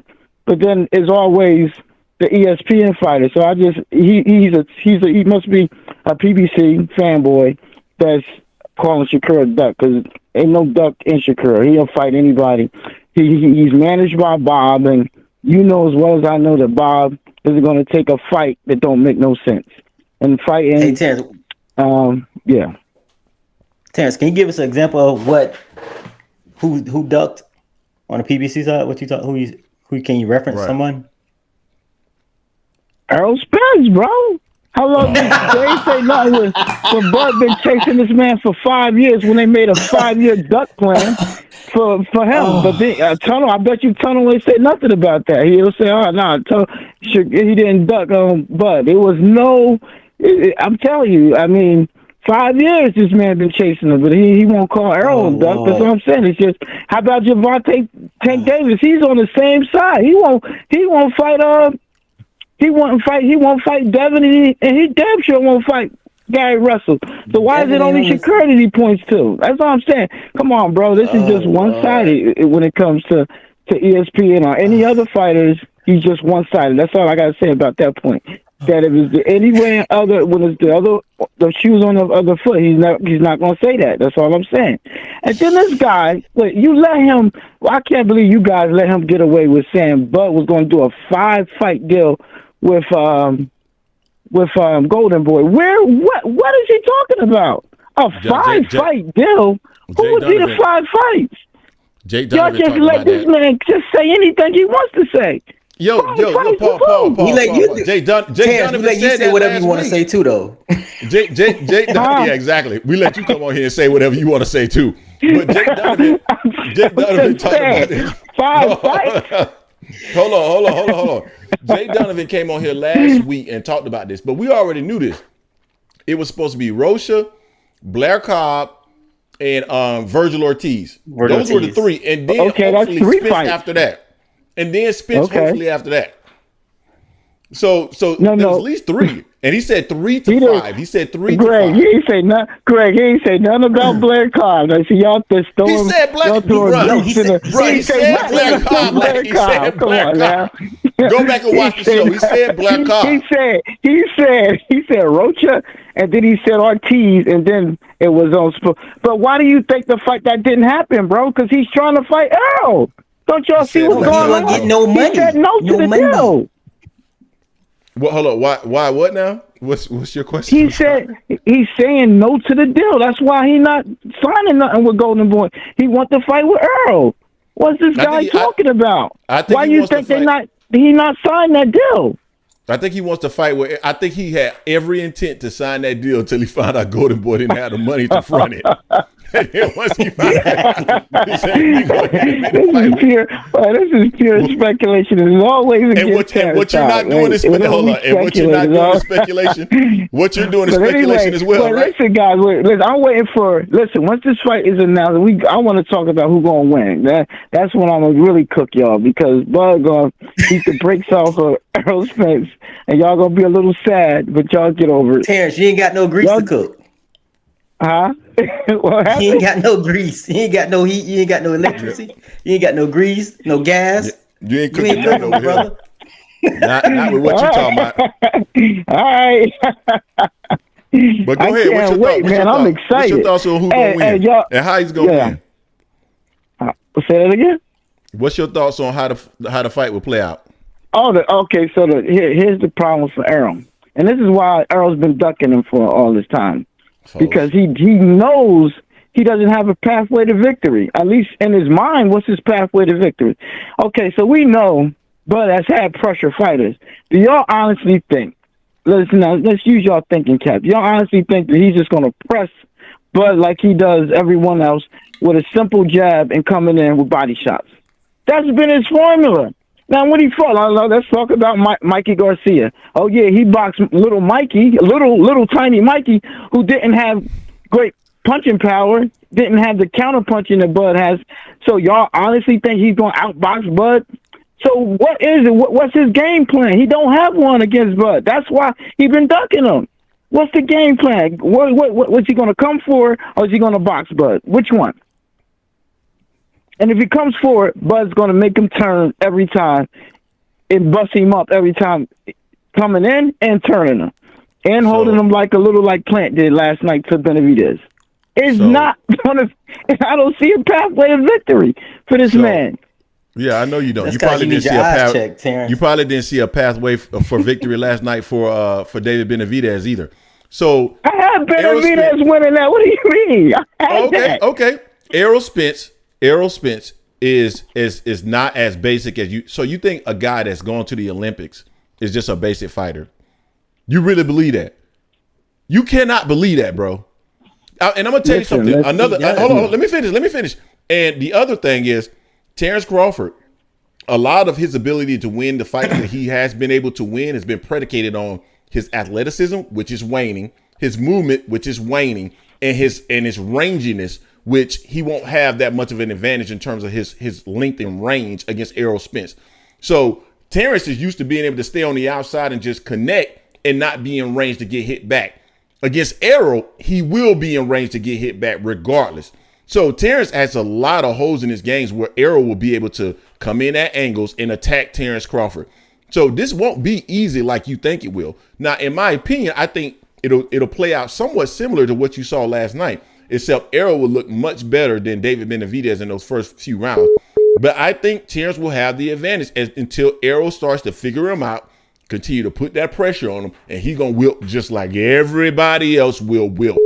And that's what you're gonna see. And then I want you to call in the next day with tears in your eyes and tell me, Greg, you were right. Okay, Greg. When has Terence ever gassed out? That man, Plant has no gas. Of course, he gasses out every fight. Let me ask you a question. When? Who's the best? What evidence you have Terence gassing out? When?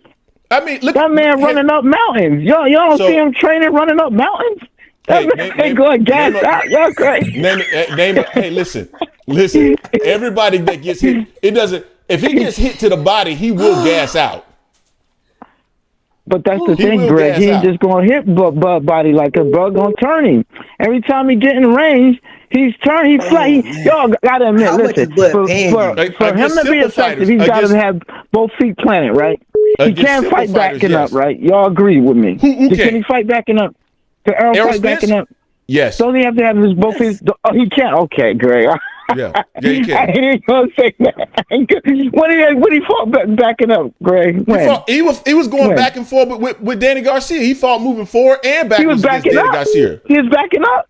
Oh. Against Danny Garcia, he fought moving forward and backwards. Against Mikey Garcia, he fought moving forward and backwards. Oh, what are you talking about? Are we counting Mikey? Because Mikey couldn't hurt him. He could do anything he want when a guy can't hurt you. Bud can't hurt him either. Oh, okay. Okay. Now see, that's the craziness that y'all Errol people go through. You talking crazy? You talking crazy? I'm talking crazy. You talking crazy? I'm talking crazy. I can't wait.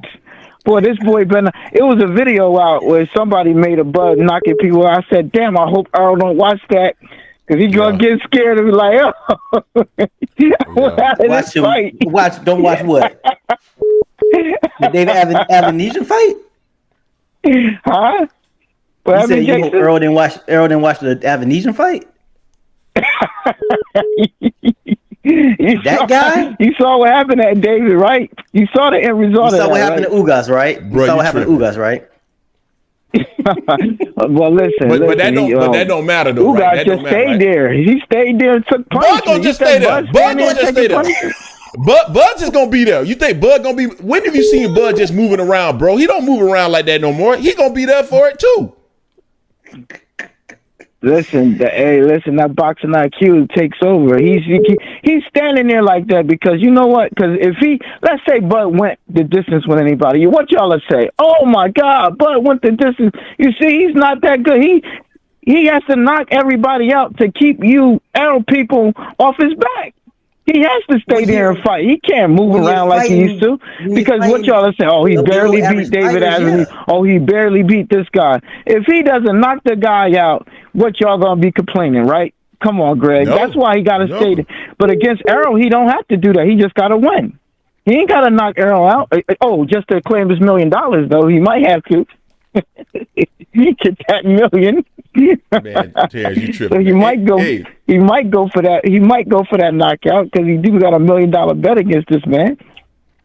Anyway, Terrence, man, anything else you want to share with the people, bro, before we take the next call? Nah, man. Thanks for having me. I'll check y'all again next week.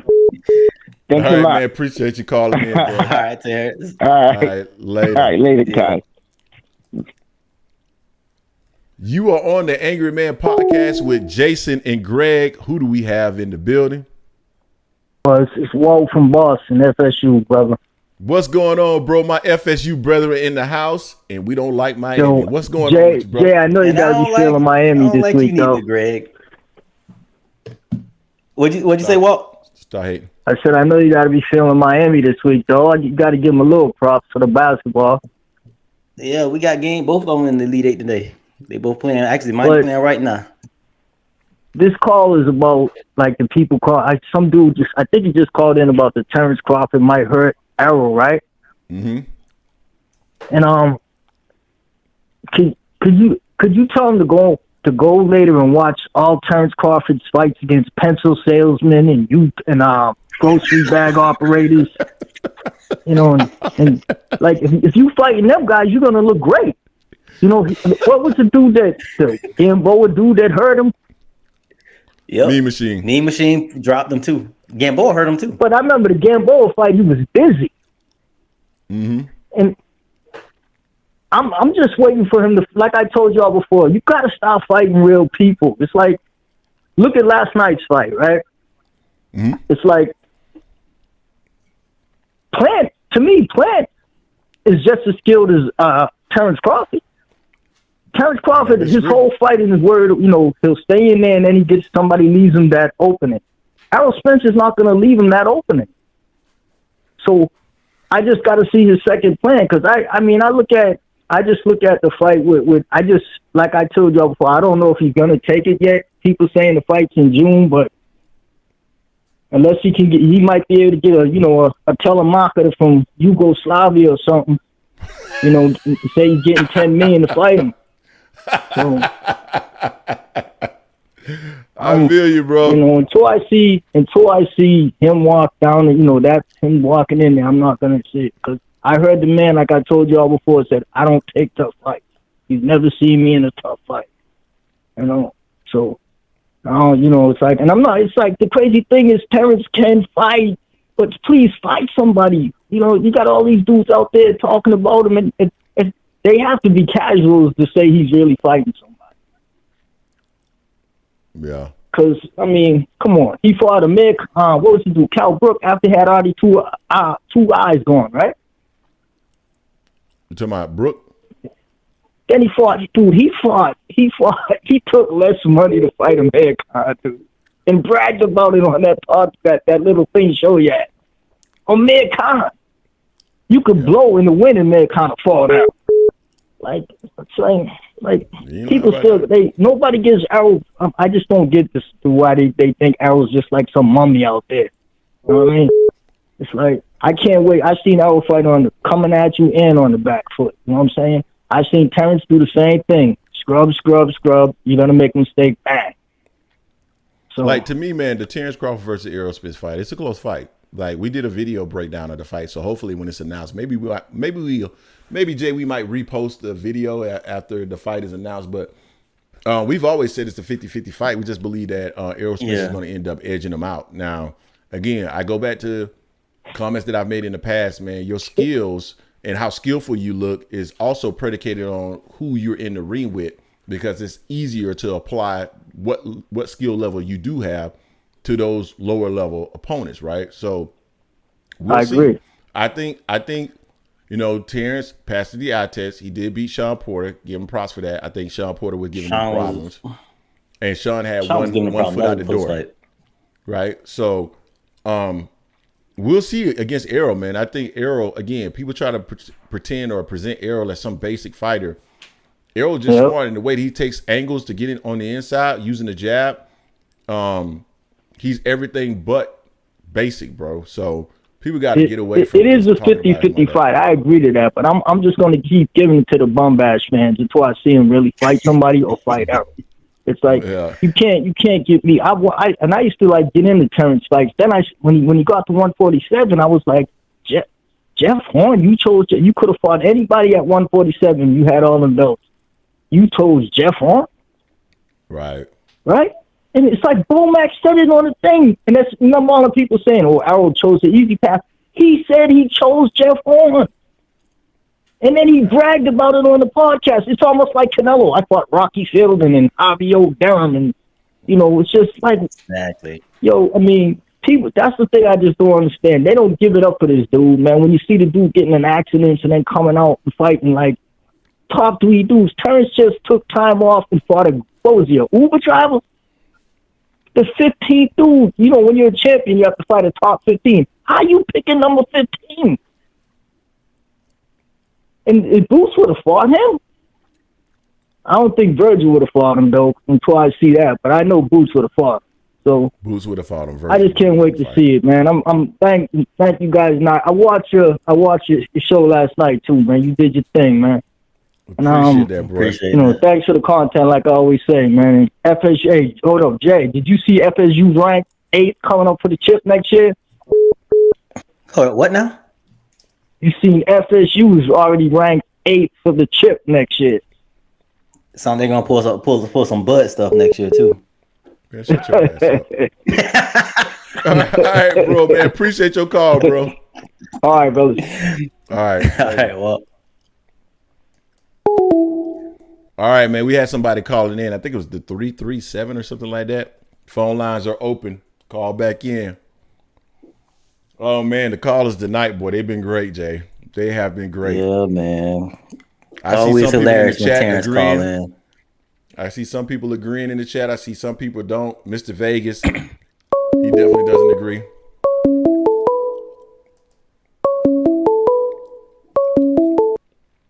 We got the 336 in the building. What's going on with you? What's going on, man? I just don't Chilling. really this tip, by the way, you know what I mean? Money Man in the comment section. But Gotcha. I don't really understand like how a lot of the Terrence fans give him credit for David Avenesian, when even if you watch the David Avenesian fight, shit, he might have been winning the fight before he got knocked out. Like, he gave Terrence, like, Terrence is too good to be in competitive fights with David Avenesian. Like Mean Machine clearly dropped him. This wasn't no, Yep. you know what I mean? Like, oh, maybe a trip of the feet. Like, I don't know how that ref didn't call that a clear knockdown. This is where the person earlier was talking about ESPN. ESPN got a lot of bullshit going on over there with they shit. Like, if we gonna call a spade, if you look at the level, I'm not saying PBC perfect or fucking what's the niggas, the zone or whatever. Ain't none of this shit perfect. But at the end of the day, we talking about competitive fights that we want to see as fight fans. Like, PBC is whooping them, bro. Like, level of, like, who the fuck is Alexis Roach, Terence Crawford? He shouldn't even be able to fight fucking Shakur Stevenson. Like, that nigga, like, he's that, it's levels to boxing. You know what I mean? Like, we want to see the greatest levels. I do think the fight gonna be competitive, but at the same time, like you made the comparison with last night's fight, I see Terrence boxing around for a second, and depending on his snap and can he really hurt Earl. But, man, we look at Marvin Hagler present day, bro. Like, that man is going to wear you out. He throw more punches than anybody in the division, bro. That man is going to wear you out steadily, constantly. Why ain't Terrence asked to fight Ugas, who beat him in the goddamn amateurs? Like, there's so much shit that Terrence and his career choice, like, now, him fighting Jeff Horn for that last caller, that was a had to. That was like, okay, that was my door in. That's the WBO.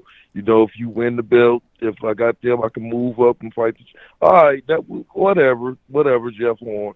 But after that, he has made no serious attempts to fight anybody outside his homeboy, Sean Porter. And I am my call there. Yeah. It's facts, Yeah, you man. got a point there.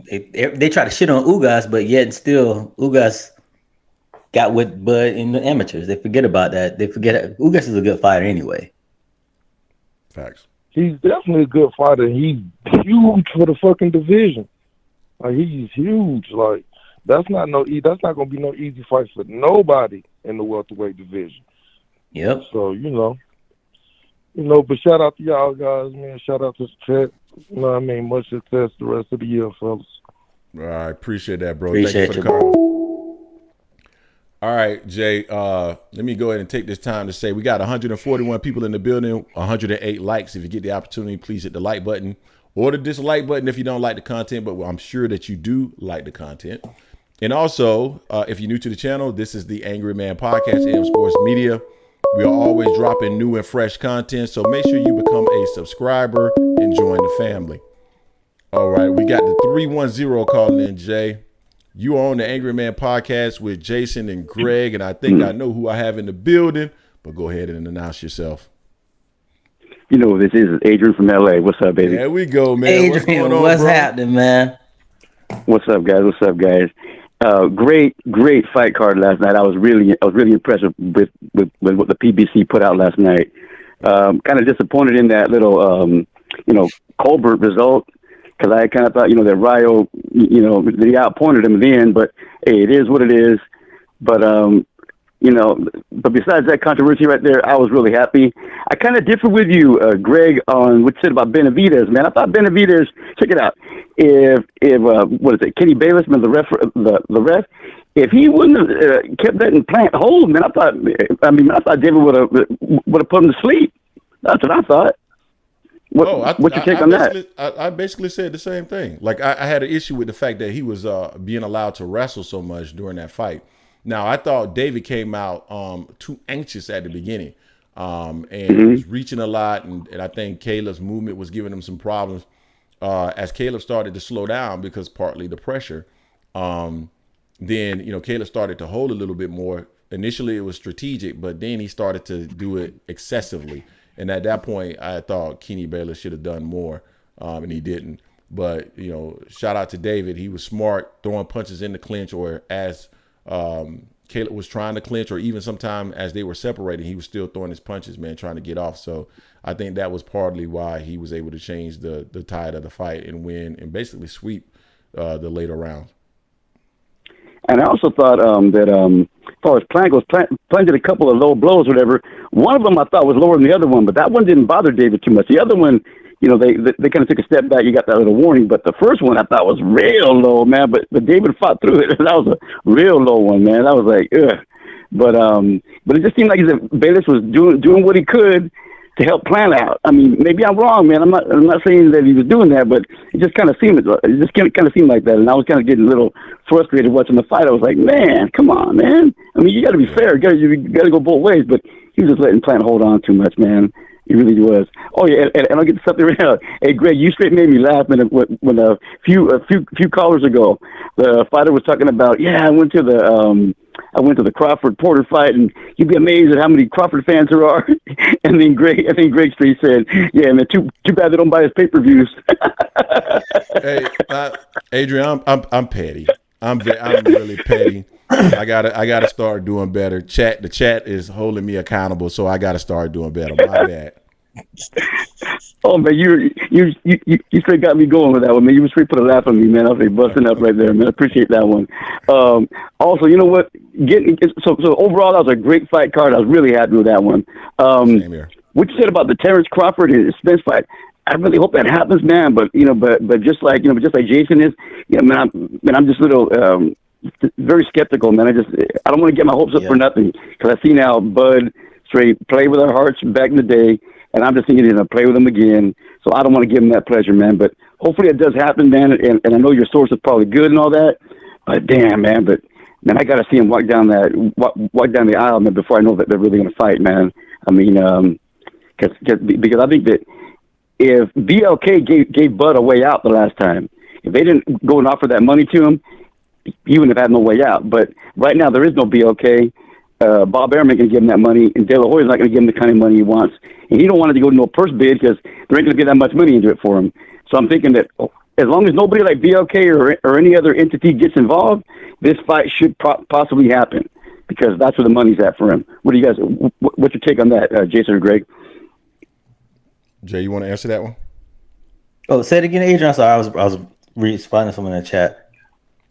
Oh, that's all right. I'm just saying that as far as this Bud and Spence fight goes, okay, as long as we don't got no BLK that gets involved at the last second and gives Bud a way out, then this fight should possibly happen, because they don't want it to go to purse bid, because purse bid, Bud's not going to get the kind of money that he wants. Nobody's willing to give the kind of money that Bud wants, right? So I'm just saying, as long as nobody gets involved, like BLK or some other entity gets involved, maybe this fight can possibly happen in June, because that's where the big money's going to be for Bud right there. What's your take on that? Yeah, I think so, because I think he's already tried other avenues, and everyone's like, look, we're not paying you no more money. Mm-hmm. We're not going for it no more. So I think he's kind of stuck.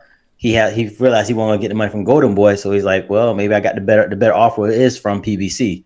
So now he's going back there. He doesn't have too many options. He can't go back to Top Rank. He's his own boss, but he doesn't put any money up. So you're not going to be able to get a lot of money like that. You got to if you have a promoter, they put up money. The other company puts up money as well. In this case here, he can't go around scot-free. He has to take some type of risk. True. Yeah. Real talk right there. Yeah, that's 100% true right there.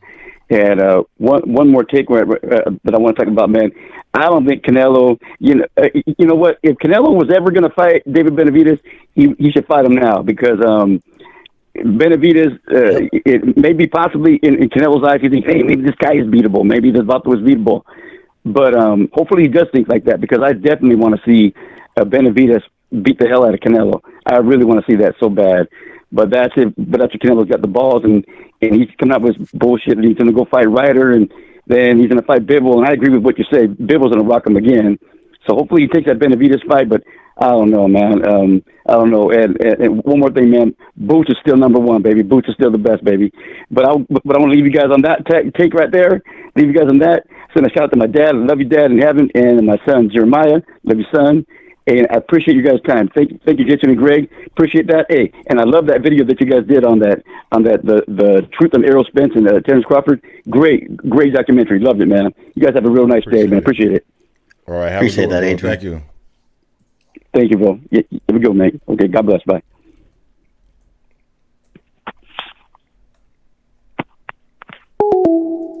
That was our guy, Adrian. Yeah, man. We had somebody calling in. I don't recall who it was. Let me see. It was what area code? I think it was 240 that we missed. And 651. I was trying to ping Lefty, man, to see if he was in the chat. Trying to get Lefty to call in. Let's see what do we got. Jay, what's up, Jay? My boy Jay in the building. Yeah, man. Some of that stuff be just hilarious, man, with some of the Crawford fans, as they call it, bro. That thing be too funny, man. Hey, Greg, go to hell, man. What did I do? Go to hell. You know what you did. PG. Petty Greg. Bro, it is you that's holding us up. Is it not you? You doing the Bud shit. You putting personal business outside. Okay, Bud Jr.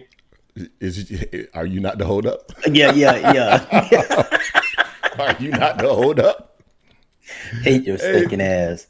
Hey, man, we got 134 people in the building, 118 likes. If you get the opportunity, please hit the like button or the dislike button if you are not enjoying the content, but I'm sure you are. Dislike you. If you're new to the channel, man, subscribe. This is the Angry Man Podcast, AM Sports Media, man. This is the fam. Come join and be a part of it. All right. What else we got, man? Yeah, well, I see people talking about Errol fans gonna need grief counseling if they fight and Bud wins. I'm like, I'm not gonna need any counseling. I'm gonna be happy as hell for the fight. The problem is they're not fighting. That's the frustration. Frustration is when people say one person ducked when that person was sitting at the altar. And hey, Jay, speak for yourself. Petty Greg is the Angry Man Podcast will be canceled the following day if Terence Crawford and the week after that, I'm gonna come on and act like the fight never happened. I'm joking. I kid. Yeah, I just want to see the fight, man. I just want to see the fight. No, I just don't like the way some of the business dealings were done. You know, give me the damn fight. I don't care who wins. I'd rather see a rematch happen or a trilogy. Just give me the damn fight. Yeah, I want to see the fight happen too, man. Two best welterweights. You got to have this fight, man. And you two not fighting is just unacceptable. Yep. Money man say if Bud wins, that's good. Take on Boots, win and retire, great. If Bud wins, I mean, there's really no reason for him to fight. He'll be undisputed at 2 different weight classes. Plus, he would have won titles at 135. So, I mean, legendary status. I give him all his flowers. I give him all his flowers. Hey, Mr. Vegas, yeah, that PTSD for me is real by him not signing last year, man. Greg, PG won't let me live that shit down because I was holding on to it. PG. What are you talking about? Oh, that's what you call me now, Petty Greg? Okay. That's what we do? That's what we do, huh? Well, all right. Every fight on pay-per-view killing stuff too, according to Brenda. I would like to see more free cards, but we got to figure out ways to do that, I guess. Got to figure out ways to do that. Jay, what else we got on the agenda, man? I was trying to see if Chicken was in the building.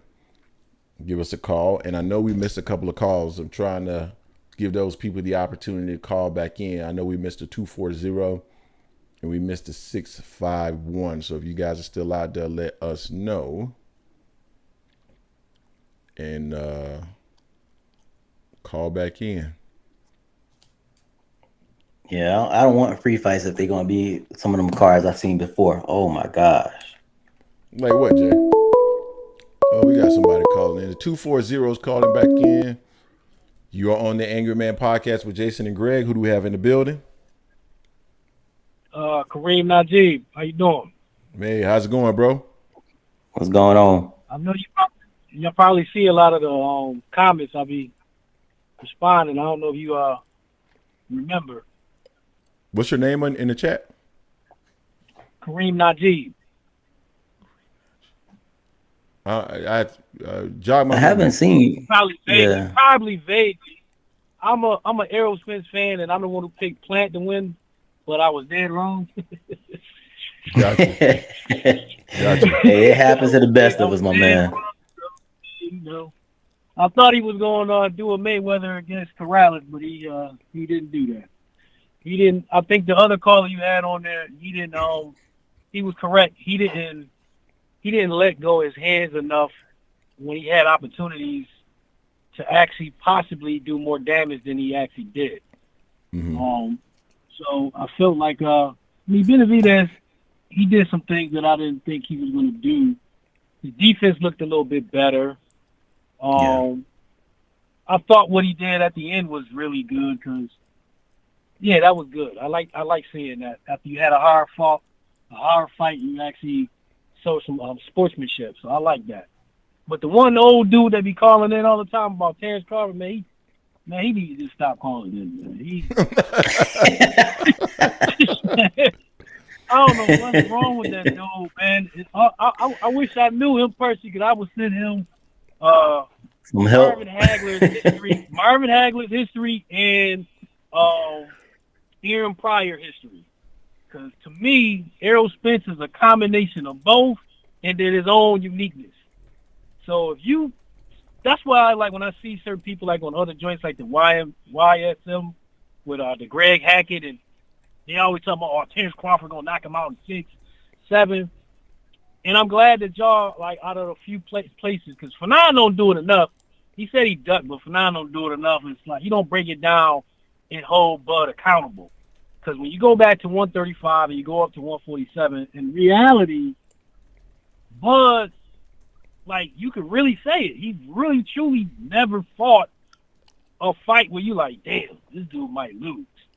He never fought one. Not one. Right. And that's kind of hard to do in 39, 40 fights. It's kind of hard. I feel you. And I wanted to say that last night, what I was most impressed with was that Ramos dude. That dude is nice. I like him. The co-main event. Yep. Yeah, what he did to Spencer. About him? Nah, he looked good. He gonna be a problem at 154. I think so. Yeah, as long as he can keep making weight, because he came in and he had to be about 170, 175. Yeah, he a big boy. He looked heavy as hell. He a big boy. But I'm just saying, just like off of the eye test and his skills, his defense was tight, his jabs were good. He didn't waste punches. Like I like the way he boxed. He don't box like traditional Mexican. He has some skills with his. He has some actual skills. And he was nice. Truth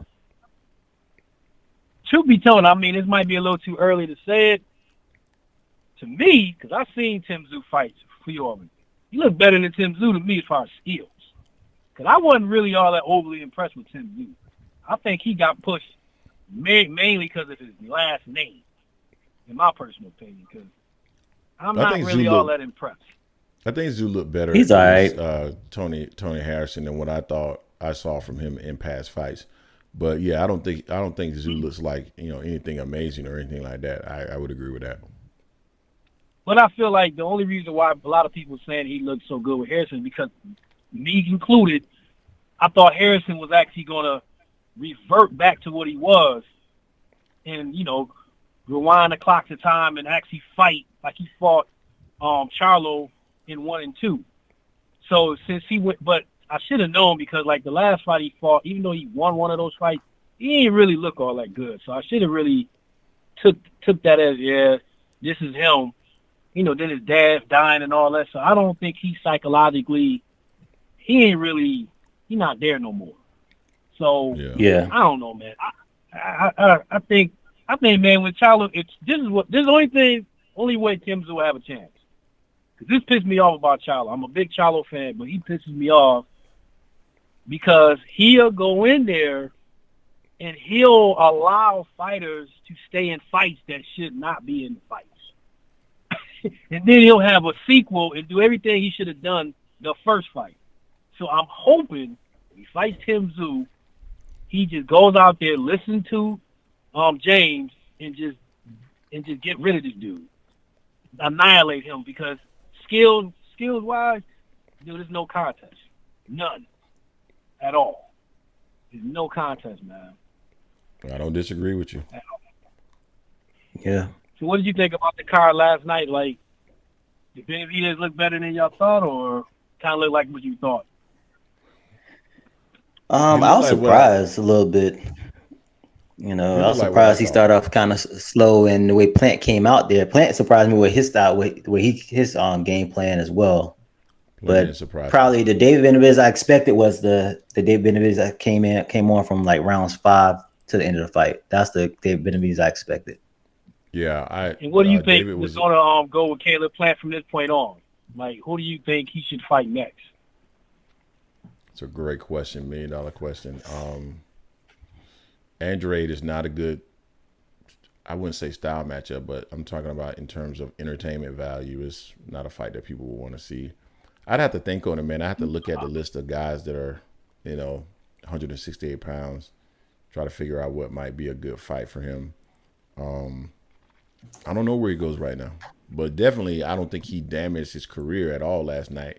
No, definitely not. Showing, and he just need to regroup and get back into the win column. I would probably put him in there with a soft touch, and then maybe see what's next for him. But what do you think he could have done differently? Because that's like what I was trying to think when I was talking to my man earlier. What do you think he could have done differently? Not a whole lot. Not a whole lot, bro. Honestly, it was the Caleb Plant that I thought I was going to end up seeing. Real quick, man. Sorry. Jay, thank you for the support, man. I really appreciate that. Jason, really appreciate that as well, man. Thank you so much. So the Caleb Plant that I saw in there last night, and I told people, I said, I think Caleb's going to be very strategic in terms of the amount of movement that he uses. A lot of people thought he was going to be on his bike the entire fight just because he asked for such a large ring. I didn't think so. I thought he was going to be very strategic, and I thought he was going to try to figure out ways to punch in between David's punches in hopes of catching him with something. And I definitely thought he was going to try to roll out and throw that hook. It was all going to be on whether or not he could stand up to that pressure, man, because moving 12 rounds and constantly having someone apply pressure on you, it's a mental strain as well as a physical strain. And so can he hold up like that? We've seen fighters like Floyd be able to hold up under it quite easily, and other fighters cannot. For the most part, I mean, pressure bust pikes, most fighters can't hold up to it, and that includes Terence Crawford. I just thought I'd throw a jab out there because I am petty. Oh, yeah, I was just thinking that when you said that, I was just thinking because he's not that guy that's saying all that craziness. He don't realize that he's never fought someone who comes at you like that. Facts. Never. So all this Bomac, because Bomac is a terrible trainer. I mean, I gotta throw that jab. Anyway, that man don't be saying nothing in the corner, man. I think he. What do you say? Like, man, he don't be saying anything. He don't be giving no instructions, nothing. Like he just there getting the check. But anyway, I don't think he realizes that he ain't really got nobody that's gonna really prepare him for what he's gonna face in that ring. And even though Errol hasn't fought a person exactly like Terence Crawford, but I think there has been some people with a little bit of something that could give him a little bit of a idea. And then Mikey Garcia, they need to stop talking about that. Mikey Garcia was on a pound for pound list. Everybody on Terence Crawford's resume from 135 to 140, he will annihilate. So stop all this stuff. He's better than Gamboa. He's better than Ricky Burns. He's better than the dude. What was that other dude? The Spanish dude he fought in 140. Like, come on, man. Beltran. Definitely better than Beltran. And Don. Yeah. Yeah. Beltran, The thing I'll say about he's better than all of them dudes. Yeah, I totally agree with you. The thing I'll say about Mikey is he was moving up in weight. I took points away from Terence Crawford for the Gamboa fight because he was moving up in weight. So I take a few points away from Errol Spence because Mikey Garcia was moving up. And then also, Mikey ended up having that loss to Sandor Martin later. So that diminished the win a little bit as well. But if you take Mikey and you put him in there against any of those opponents, like you mentioned, I think he washes those opponents that Crawford fought. So I agree. I agree with you could take a little bit of points, but it's kind of, I agree. But then when you think about it, it's a nuance in there. Errol didn't want to fight him. He just kept asking for it. Errol didn't want to fight him. Errol did not want to fight him. And then he just said, man, I think I see something. And he saw that jab all night. He didn't want to fight that dude because he thought he was just talking. He thought he was just talking. He like, man, you really want to fight me? I get that. I get where you're coming from with that, but I don't know, man. I just feel like, and then there's two things I want to say before I let y'all do your thing. Everybody that keeps thinking that Errol Spence can't hurt Terence Crawford and knock his ass out are insane. Like they keep making it seem like Terence Crawford got this iron chin or something like. I just don't get it. This man had 27, 28 fights and knocked out like 22 dudes. Dude, he's breaking people. He's not just catching you with a flash knockout. Exactly. He's breaking you. He's putting you in a hospital. And then two, last thing, yeah, man, Greg, FSU, baby, Florida State all day, baby. They are finally coming back. Yes. We back. They back, baby. Back. Oh, and as far as NFL, y'all might not like this, but I'm a Niners fan, baby. Niners, we gotta get over that hump, man. We gotta win that bowl finally. FSU, baby. FSU, man. Right. I'm sorry, man. You like Miami, man. I'm sorry, Jason. I heard this shit so many times, and y'all just gonna be sad as hell. Don't get mad because we're a national brand. We're a national brand. We don't just exist in Florida. Man, no, man. As long as we punish Miami, I love it. I hate Miami Hurricanes. I can't stand that team. I hate you too. Fuck them. But man, y'all do a great job, man. But you probably know now, but it's usually Kareem Najeeb, and I'll usually put AM first, and then I'll say what I'm gonna say. Okay. But but y'all doing the thing, y'all. Yeah, I stopped doing Blue Blood, man, because I didn't like the way he was moving. I couldn't do him no more. Yeah, we've heard that. Y'all are keeping it like 100 for real, and y'all break it down, which is rare. So appreciate that, bro. Keep doing it, man. Keep doing appreciate it. Appreciate it. Thank y'all for letting me know. No worries, man. Appreciate you, Kareem, even though you're an FSU fan. Yeah, but you like Errol Spence and you like Gervonta, so we got something in common. Hey, Kareem. Hey, man, don't worry. I'll say it for you. Jason, fuck you. All right, bro. Appreciate you, man. Yeah, fuck you too, Greg. Have a good Easter, man. All right. Be safe, Kareem. That was Kareem. All right, man. I think we had one more person calling in. 478 calling in. You're on the Angry Man Podcast. Who do we have in the building? What's happening, J&G, man? This Molly Mall, man. What's going on? What's up with you, bro? What's up with you? What's happening, my boy? What's happening with you, man? I appreciate y'all for coming through last night watching the fight with me. You feel me? Well, me watching the fight with y'all.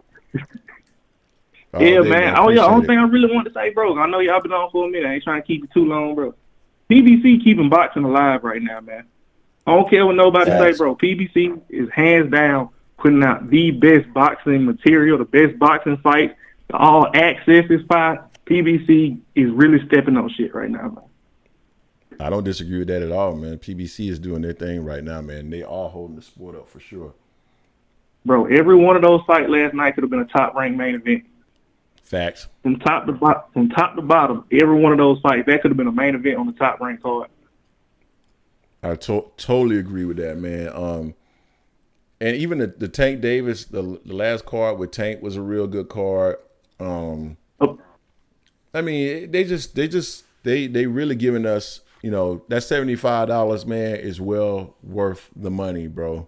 As far as I'm concerned. I didn't even feel bad. I ain't feel bad spending that money, and I feel like by the time the night was over with, I feel like, you know what, I got my money's worth. I can go to bed. I seen some good ass fights, and then we got Tank and Ryan coming up in the month. Yep. I'm with it. Totally, bro. Same here, man. I'm loving what we're getting over the next few weeks, and if the Errol Spence versus Terence Crawford fight ends up materializing, man, wow, what a start to 2023, dog. Exactly. And the crazy part about it, that schedule didn't have Errol Spence, didn't have Frank Martin, didn't have Deontay Wilder, didn't have either of the Charlos. So they still got some bullets in the chamber to let go for the rest of the year. Exactly. They got some heat. Exactly. They got some heat. I'm telling you, man. Oh, yeah, and I'm ready for Fundora to come back. It's a lot. That one too. It's a lot. We got a lot for PBC, man. But yeah, man, I just want to say, I'm still waiting on them hats, though, bro. Thank y'all again, man. I gotta get it done, man. We're gonna get it done, man. We definitely gonna get it done. I appreciate you calling in, bro. No doubt, bro. No problem.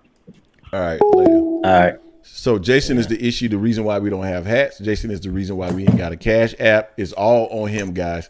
I've been trying to move this man forward, but he's holding us back. It's Sunday, and I said I was going to do the right thing, and the right thing is say, fuck you, Greg. That's the right thing to do right now. Is it not true? To say fuck you. Is it not true? Is it not true? To say fuck you again as well. All right, guys. I think, bruh, I know Greg was going to say that. And Greg, you ain't shit neither. Add that to it. Hey man, listen, I gotta call you out in front of the people, man. Maybe I can get you into gear, man, as I call you out in front of the carpet, man. These hats should be in the hands of the people. We need to have us a cash app. We still don't got one. We will get there. Guys, again, thank you guys for joining the show, and thank everybody for joining us last night for the fight party. Appreciate that. Jason and I, we're gonna have fresh content tomorrow. As a matter of fact, we were recording content before we actually got on the show today, and we'll probably record some more content later today. Jason Williams, don't worry, I was here. I'm practicing restraint. What's he practicing restraint on? On your ass. Jason, man, I just thought about that too, man. I haven't seen Jason Williams in the doggone chat. Oh, Jason, man, you tripping, bro. You gotta always make sure we know that you here, bro. No, we appreciate everybody for joining the show again. Much appreciate it. We'll be dropping some content. Anything pops up, man, that's like major, like an Errol Spence versus Terence Crawford official announcement, we will go live that night to talk about it, of course, and be on the lookout for some more content this week. Just so everybody is aware, subscribers have grown over, I think we're over 5,300 subscribers now, Jay. I try to get to folks in the comment section. Sometimes I may miss you.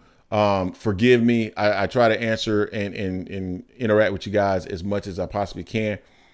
I am going to be gone for 10 days. I am traveling out of the country to celebrate 10 years of being married to my wife. So Jason and I we're actually recording content for that time, non-time sensitive content. So you guys are still getting content from us.